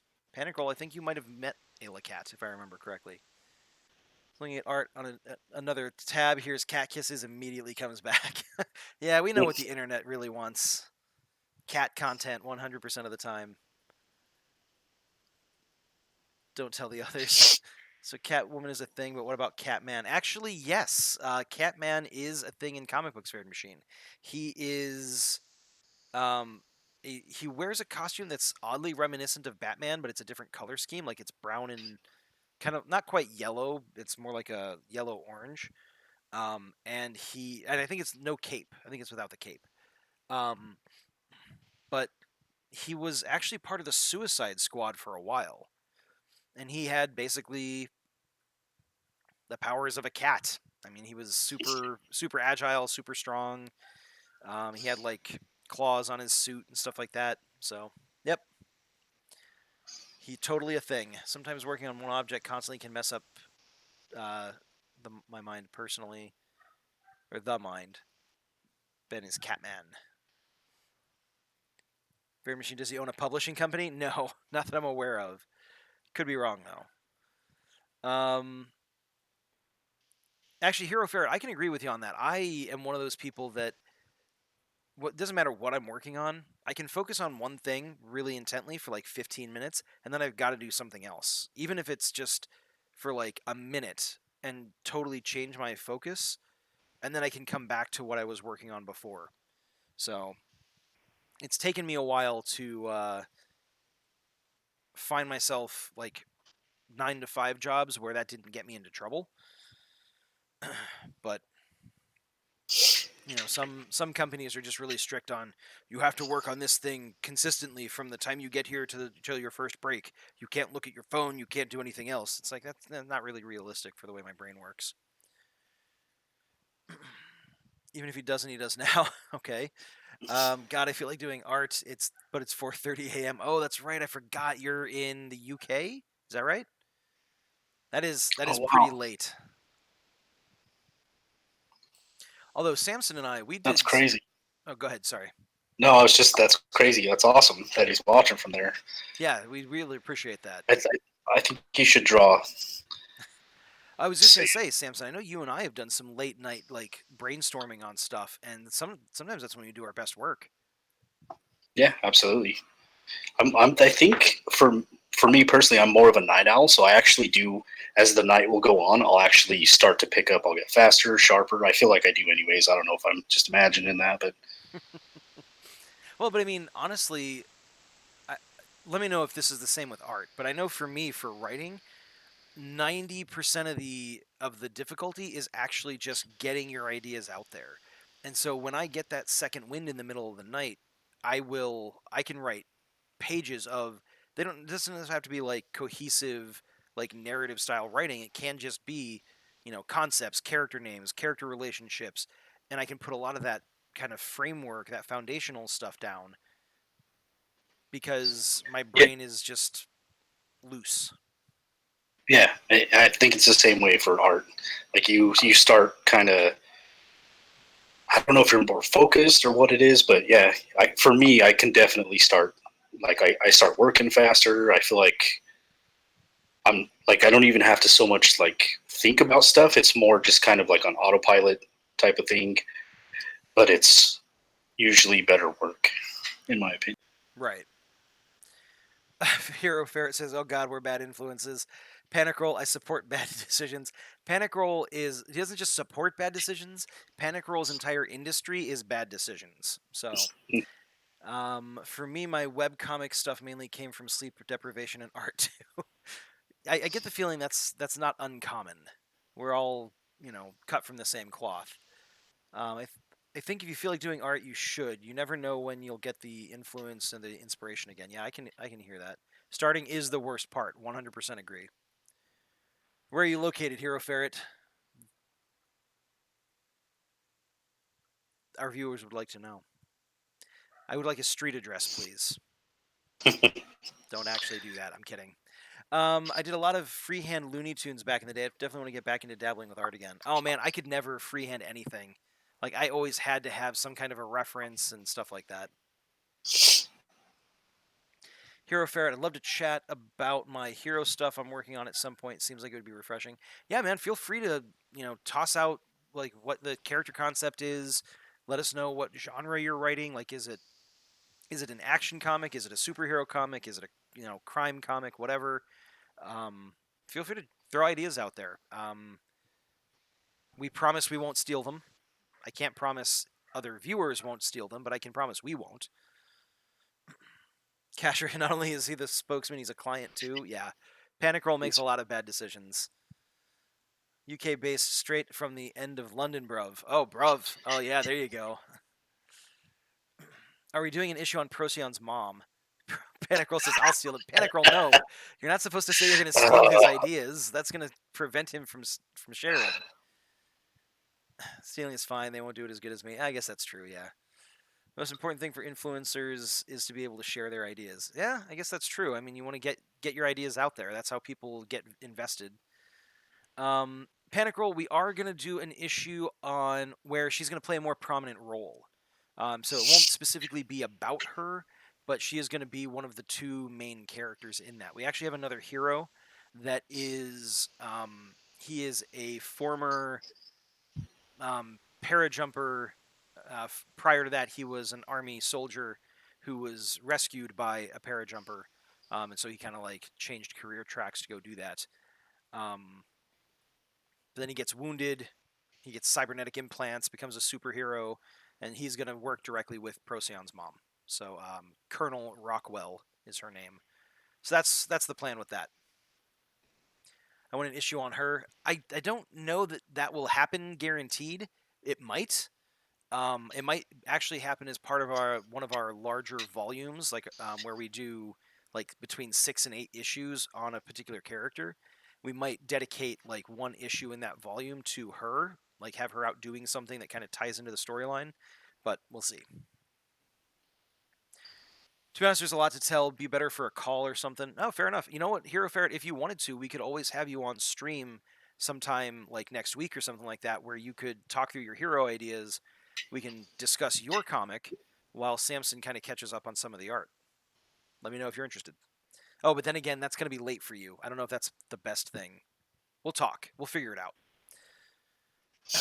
I used to go to London once a month for work when I lived in Dublin. Company had offices in Potter's Bar. Yeah, Potter's Bar was actually kind of a cute little spot. Ravensdale, let's start a podcast and get Hero in there. Yeah, we could. I mean, we could do something like that. Loved hopping over. Could not get how tiny the tube trains were. Yeah, I was only in London the one time. I really would like to get back there and visit it more. But yeah, whether it's where are we based? We are based in sunny San Diego, California. It's so sunny in San Diego that it's sunny right now. It's not really because it's 8:30 at night, but that's beside the point. Yeah, we're in San Diego. Actually, Samson and I, we both live in this area. So, message me to your Discord. Let's network. Oh yeah. Hold on. Let me take care of that right now. Otherwise, I will guaranteed forget. Hero Ferret. There we go.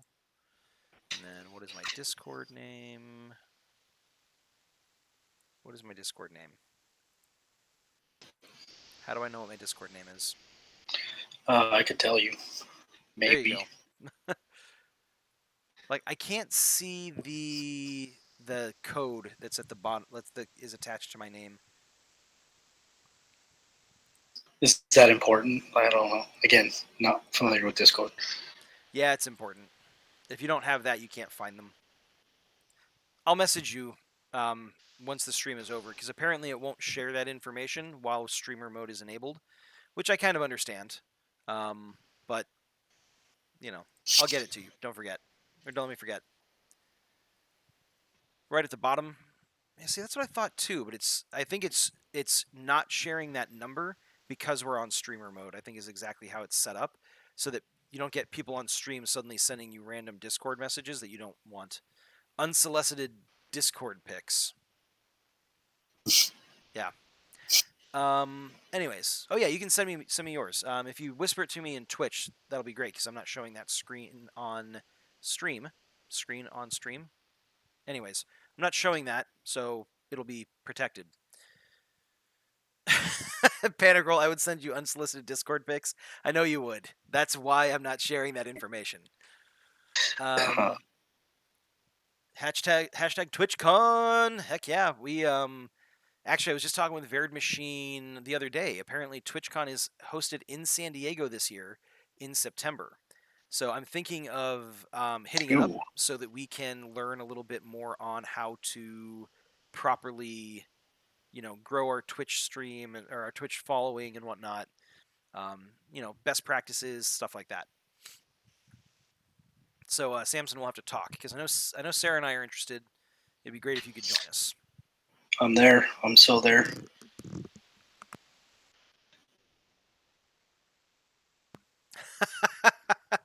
We would just spam you pictures of delicious desks.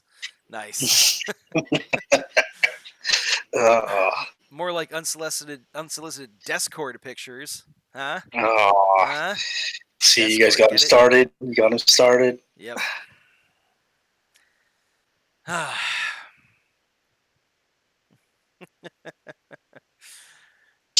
See, people think that my sense of humor is terrible, but counter to popular belief, it's actually pretty good. Desk counter, get it?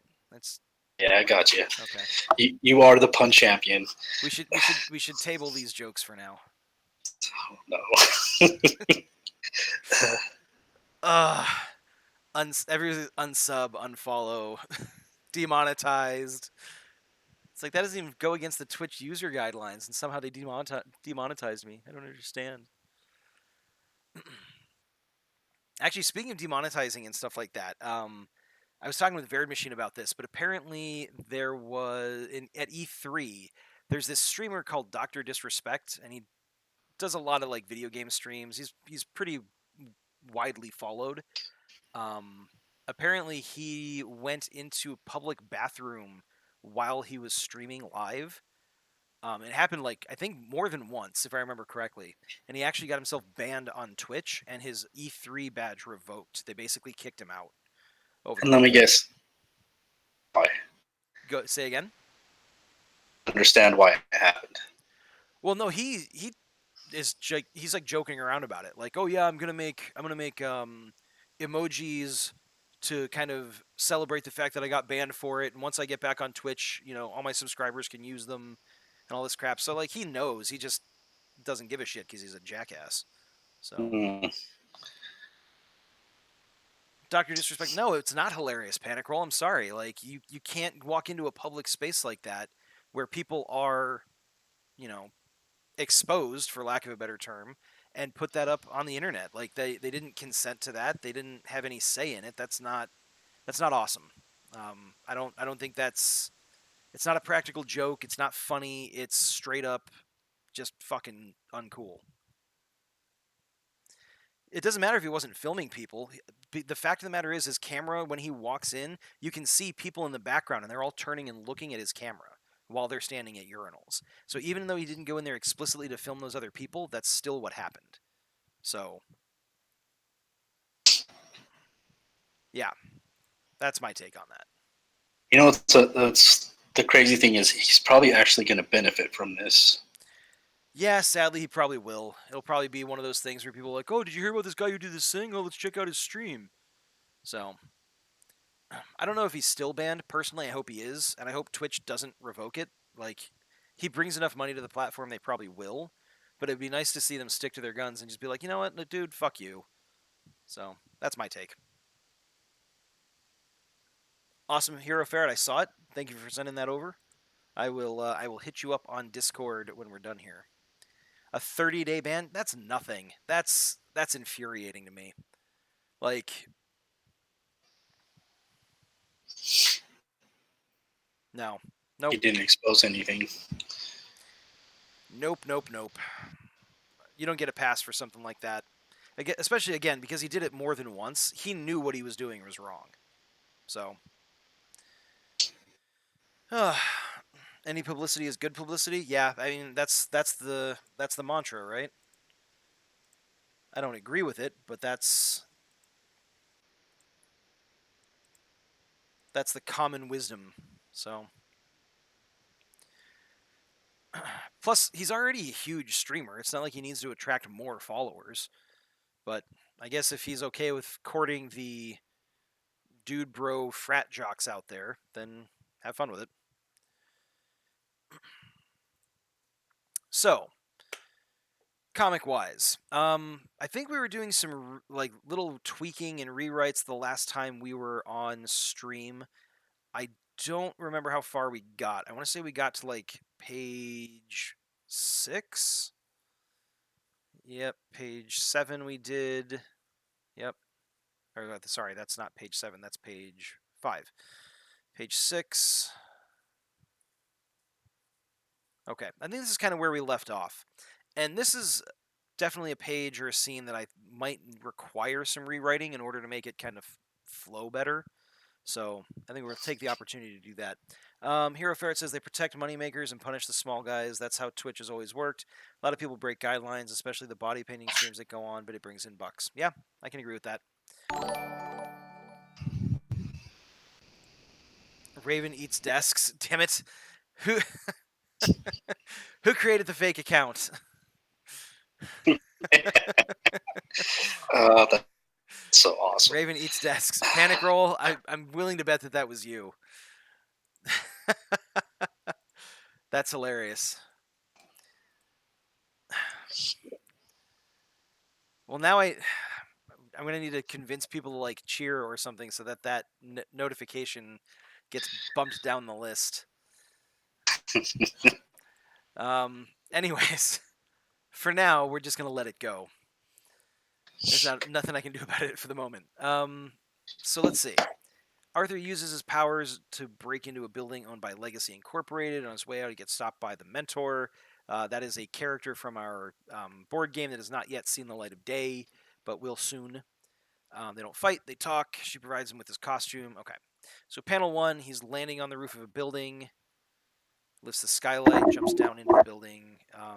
In keeping with my habit of making bad decisions, pretty sure that line was inspired by Panic Roll. I tried to steal some gear to make my first costume. It's basic narration stuff.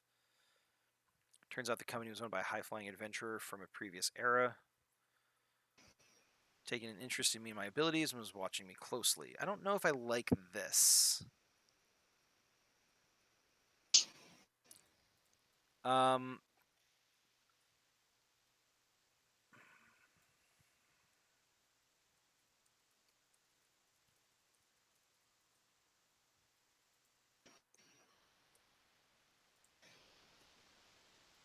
With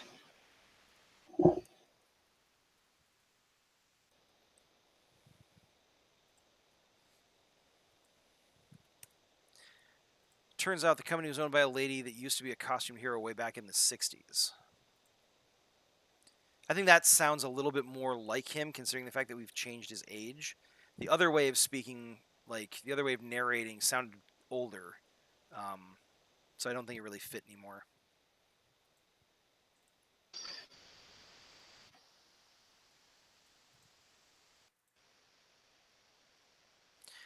Interested in me and my abilities and was watching me closely. I'm not sure how I feel about that either.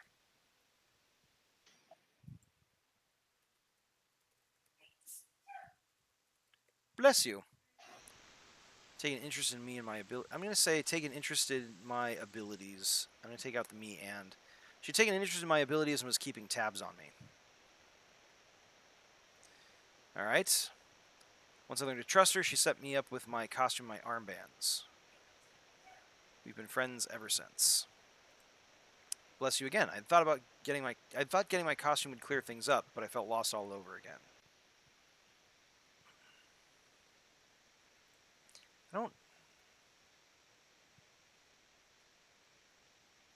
I don't like this here. I want to take this away. Raven's tasty desk. Okay, that's enough. That's enough with the fake accounts. I'm pretty sure I can actually our channel can actually get in trouble for that. They don't want us encouraging people to make fake accounts and follow. We might actually be even lose our affiliate status. I don't know what the terms of use are. I'd have to look into it. Was not me. I would own that. Oh, that's funny. Screenshot captured. Panicle. I made the comic. You did. Watching me closely, supervising my talents, viewing my abilities, laugh my ass off. Whoever's doing that is amazing. It's going to be an ongoing meme for years to come. I'm going to make sure it's great. Awesome. So I think that's going to be our first Twitch emoji for subscribers is me eating a desk. It's gonna have to be. Oh, nice. So now we just need to find someone who can make some emojis. We'll figure it out. Anyways, so it's keeping tabs on me. Once I learned to trust her, she set me up with my costume and my armbands. We've been friends ever since. And then that cuts over to him in costume, kind of looking a little bit lost and speaking to that point. Okay, actually, I like that a lot better. I'm happy with that particular outcome. Have you gotten to page 6 drawing it out yet? I think you have, haven't you? I'm up to 13, Okay. I think. Does me adding or changing the location of this dialogue, does that make this panel too crowded, or are you still able to make that work? What page are you on? I'm sorry. That's okay. Page 6, panel 3. Desks are pretty tasty. Sourflower can design emotes. Oh, we'll have to talk about that as well then, as part of our commission discussion. Getting messages from people. Oh, okay. Good times. Yeah, I think that works. That shouldn't be a problem. Okay. Cool. So one of the key things about doing the joint writing drawing thing is I have to make sure that the stuff I write actually makes sense on a page. I think I've done an okay job with that, but Samson has definitely caught a couple of things when he's gone through and actually started doing layouts. So it's very important that he have that kind of leeway to just change things up as needed.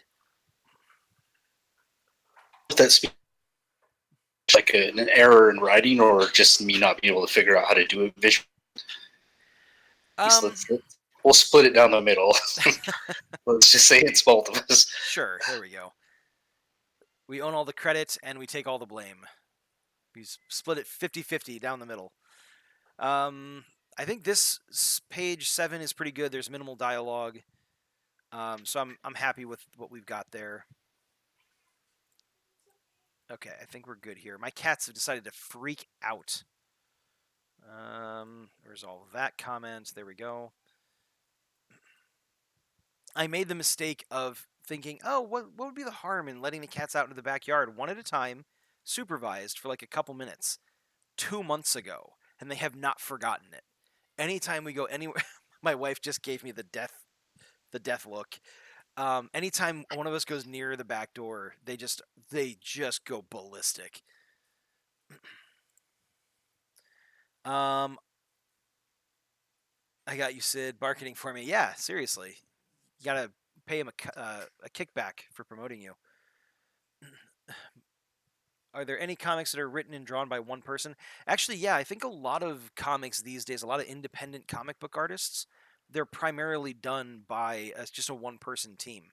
Like Viper, who did the guest cover for us, she does her comic, Those Called Wolf, and she does all the writing and drawing for that on her own. So, do like a layered emoji one with Raven and his mouth open to the left, then a tasty desk, yeah. Yeah, see, for me, my web thing kind of won't be a comic per se, as my writing isn't great with that style. Okay. It'll be interesting to see kind of how you visualize it and how you make your comic come to life then, Hero. Sourflower, your compositions are super cool, by the way. Was she talking to me? Yeah, she was saying your super compositions are cool. Sorry. Thank you. I appreciate that. Yes, this is the benefit of doing it on the 3x5 cards, because it's really quick. Last one and then go to the next thing. I recommend giving it a try. Yeah, it's a really clever idea. Hero Ferret says he's in awe at your skill. Thank you. I am too, to be honest. Samson's pretty awesome. Verid Machine says, tell Sarah I say hello. Sarah, Verid Machine says hello. She waves. I think you probably heard that, but she said greetings. Ooh, smart. Ferret, you truly are a gift. Nice. I like to see that kind of friendship and support. That's good. I try to avoid letting things get too negative around here. Although I will gripe about things at the drop of a hat, so, just be forewarned. All right, so here we've got page 8. Colonel Rockwell gets a call about a forest fire.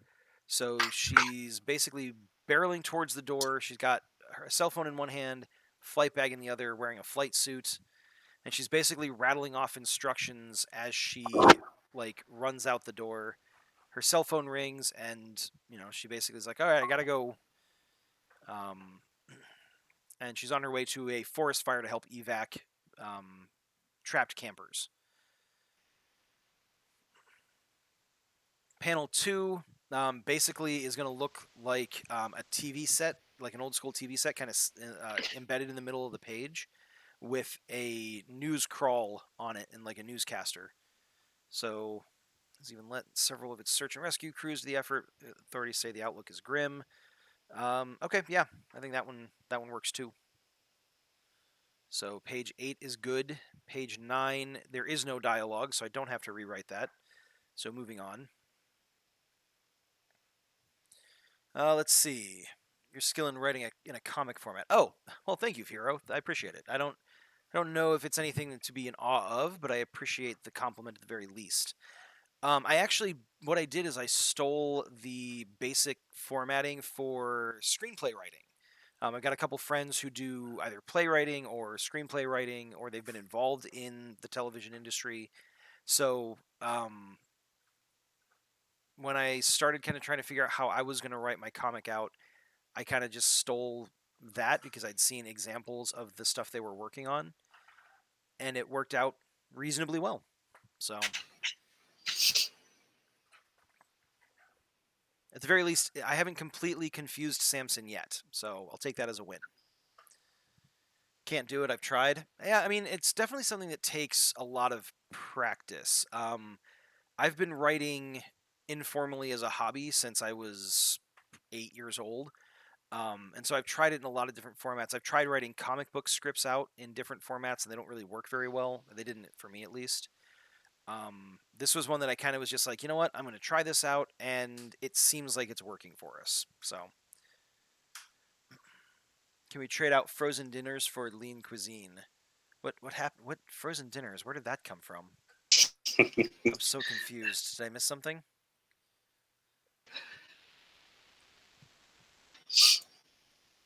Sorry, Verid, you lost me there. The bits. He's watching commercials. Page 8. Oh, page 8. You want to swap out lean cuisine? No, there's Infringement. I think there's a big difference between frozen, like making your kid eat frozen dinners while you're gone for work, and making your kid eat lean cuisines. I'm pretty sure the second one counts as child abuse. Lean cuisines are terrible. My mom did search and rescue with the Air Force for over 2 decades. My mom, okay, yeah, because he's in the future, but she's still active.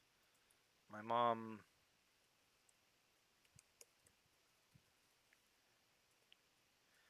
been doing search and rescue with the Air Force for over 2 decades. By the time I donned the Procyon identity, she had already saved hundreds of people. I asked her once how she knew who to save. She told me she didn't. She second-guessed her decisions every day. But she didn't let that stop her. She knew that she had to do something, even if it wasn't the best choice. You have to start by saving one person, and you let the rest fall into place.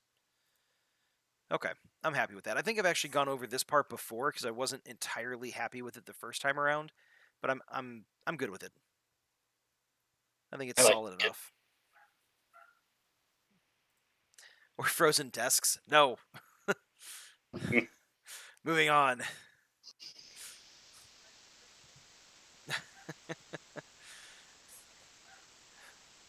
I've got I so mods. bad, Oh, good. Sorry.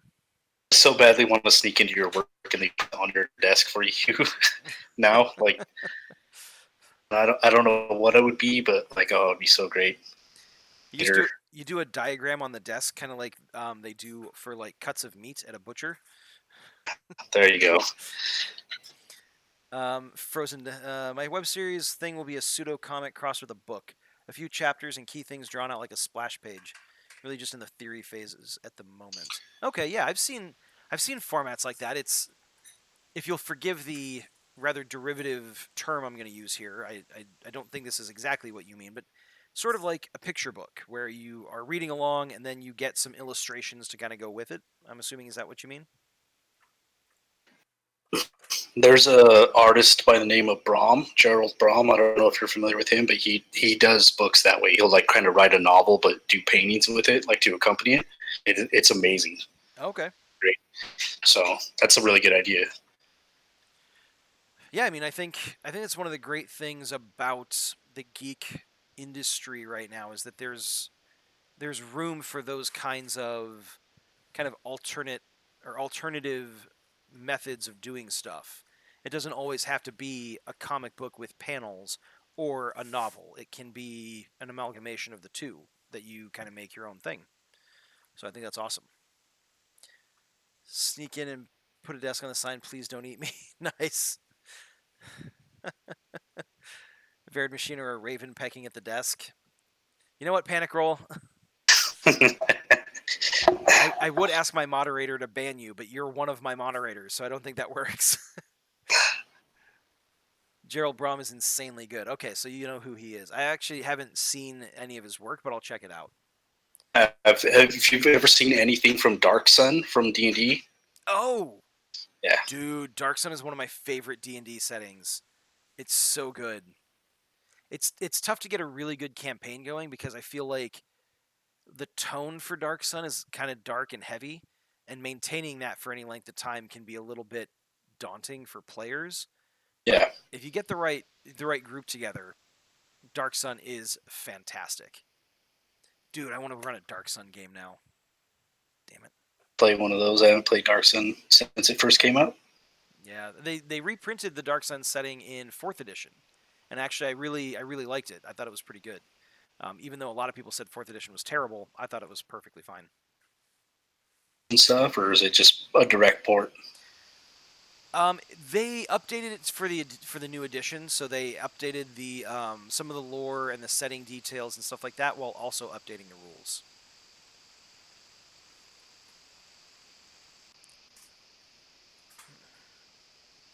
Band, nice.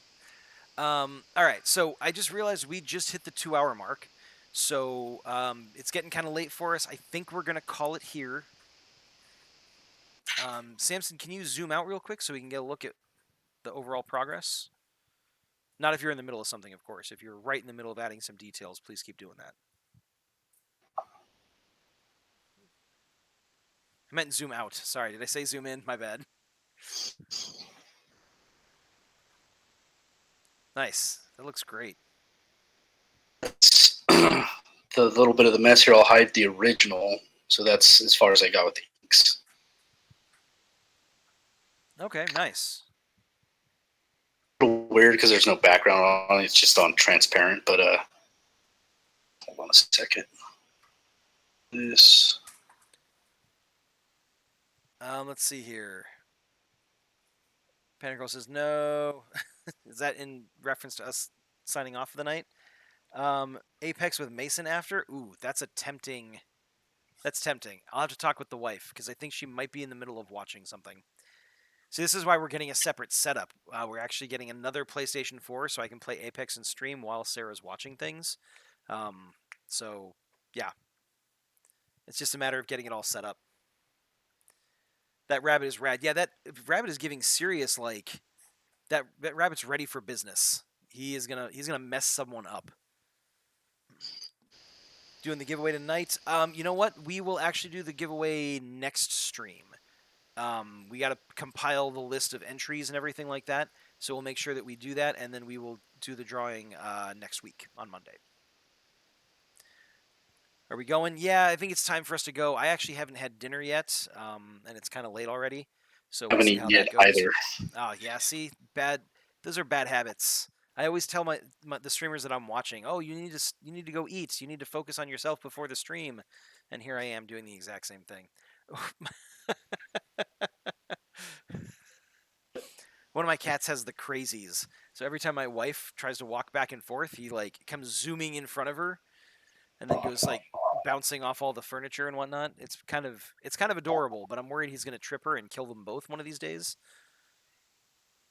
I really hope they don't, or he doesn't, because I like them both.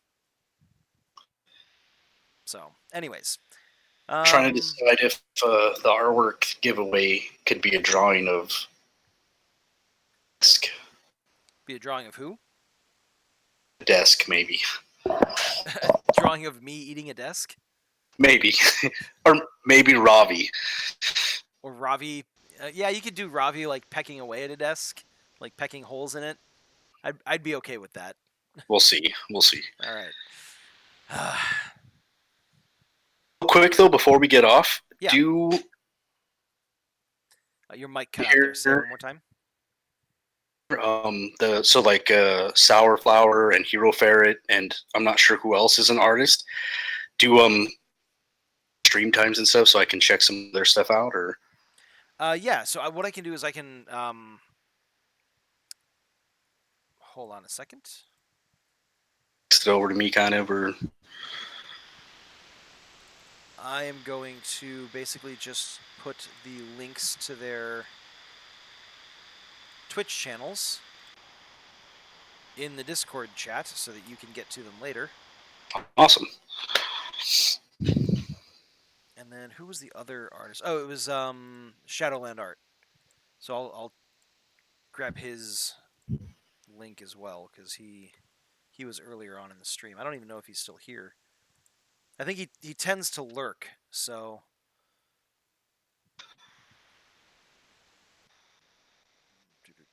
he was really early if I remember correct.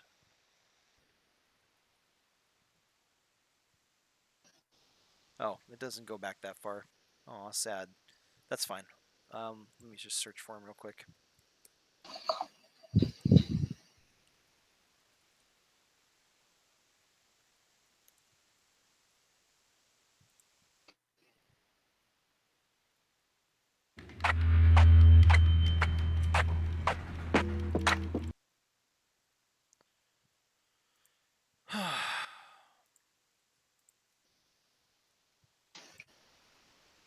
Boom. There we go.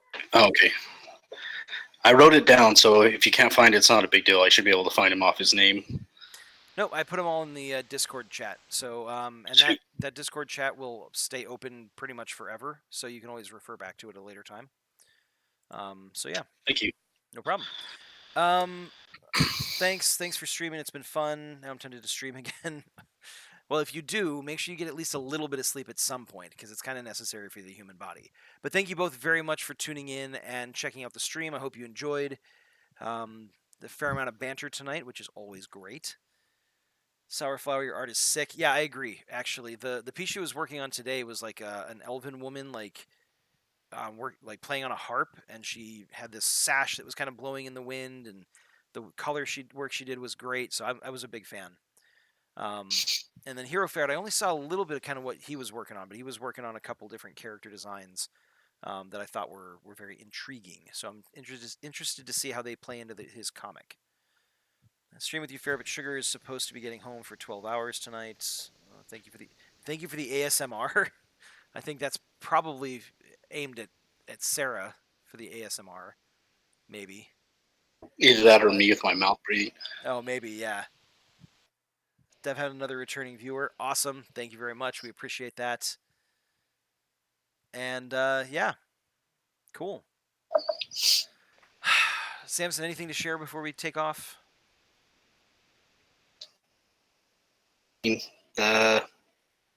Next week and hopefully more. Yes. I think your mic cut out a little bit. All I heard was that you would see everybody next week, and that was it. Yeah, no, I was just saying I should have this one piece done before next week and possibly maybe more. Awesome. depending on how it goes. So that's it. Perfect. Sounds good. And then we will show you what progress has been made next week, and we will go from there. So, thanks everybody very much to or blah. Sorry, I got distracted. Thanks everybody very much for tuning in.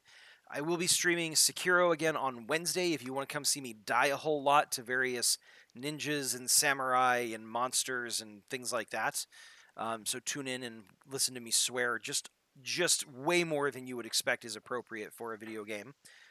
And I will see you then. Thanks again. Have a couple of days. Peace out. See you guys.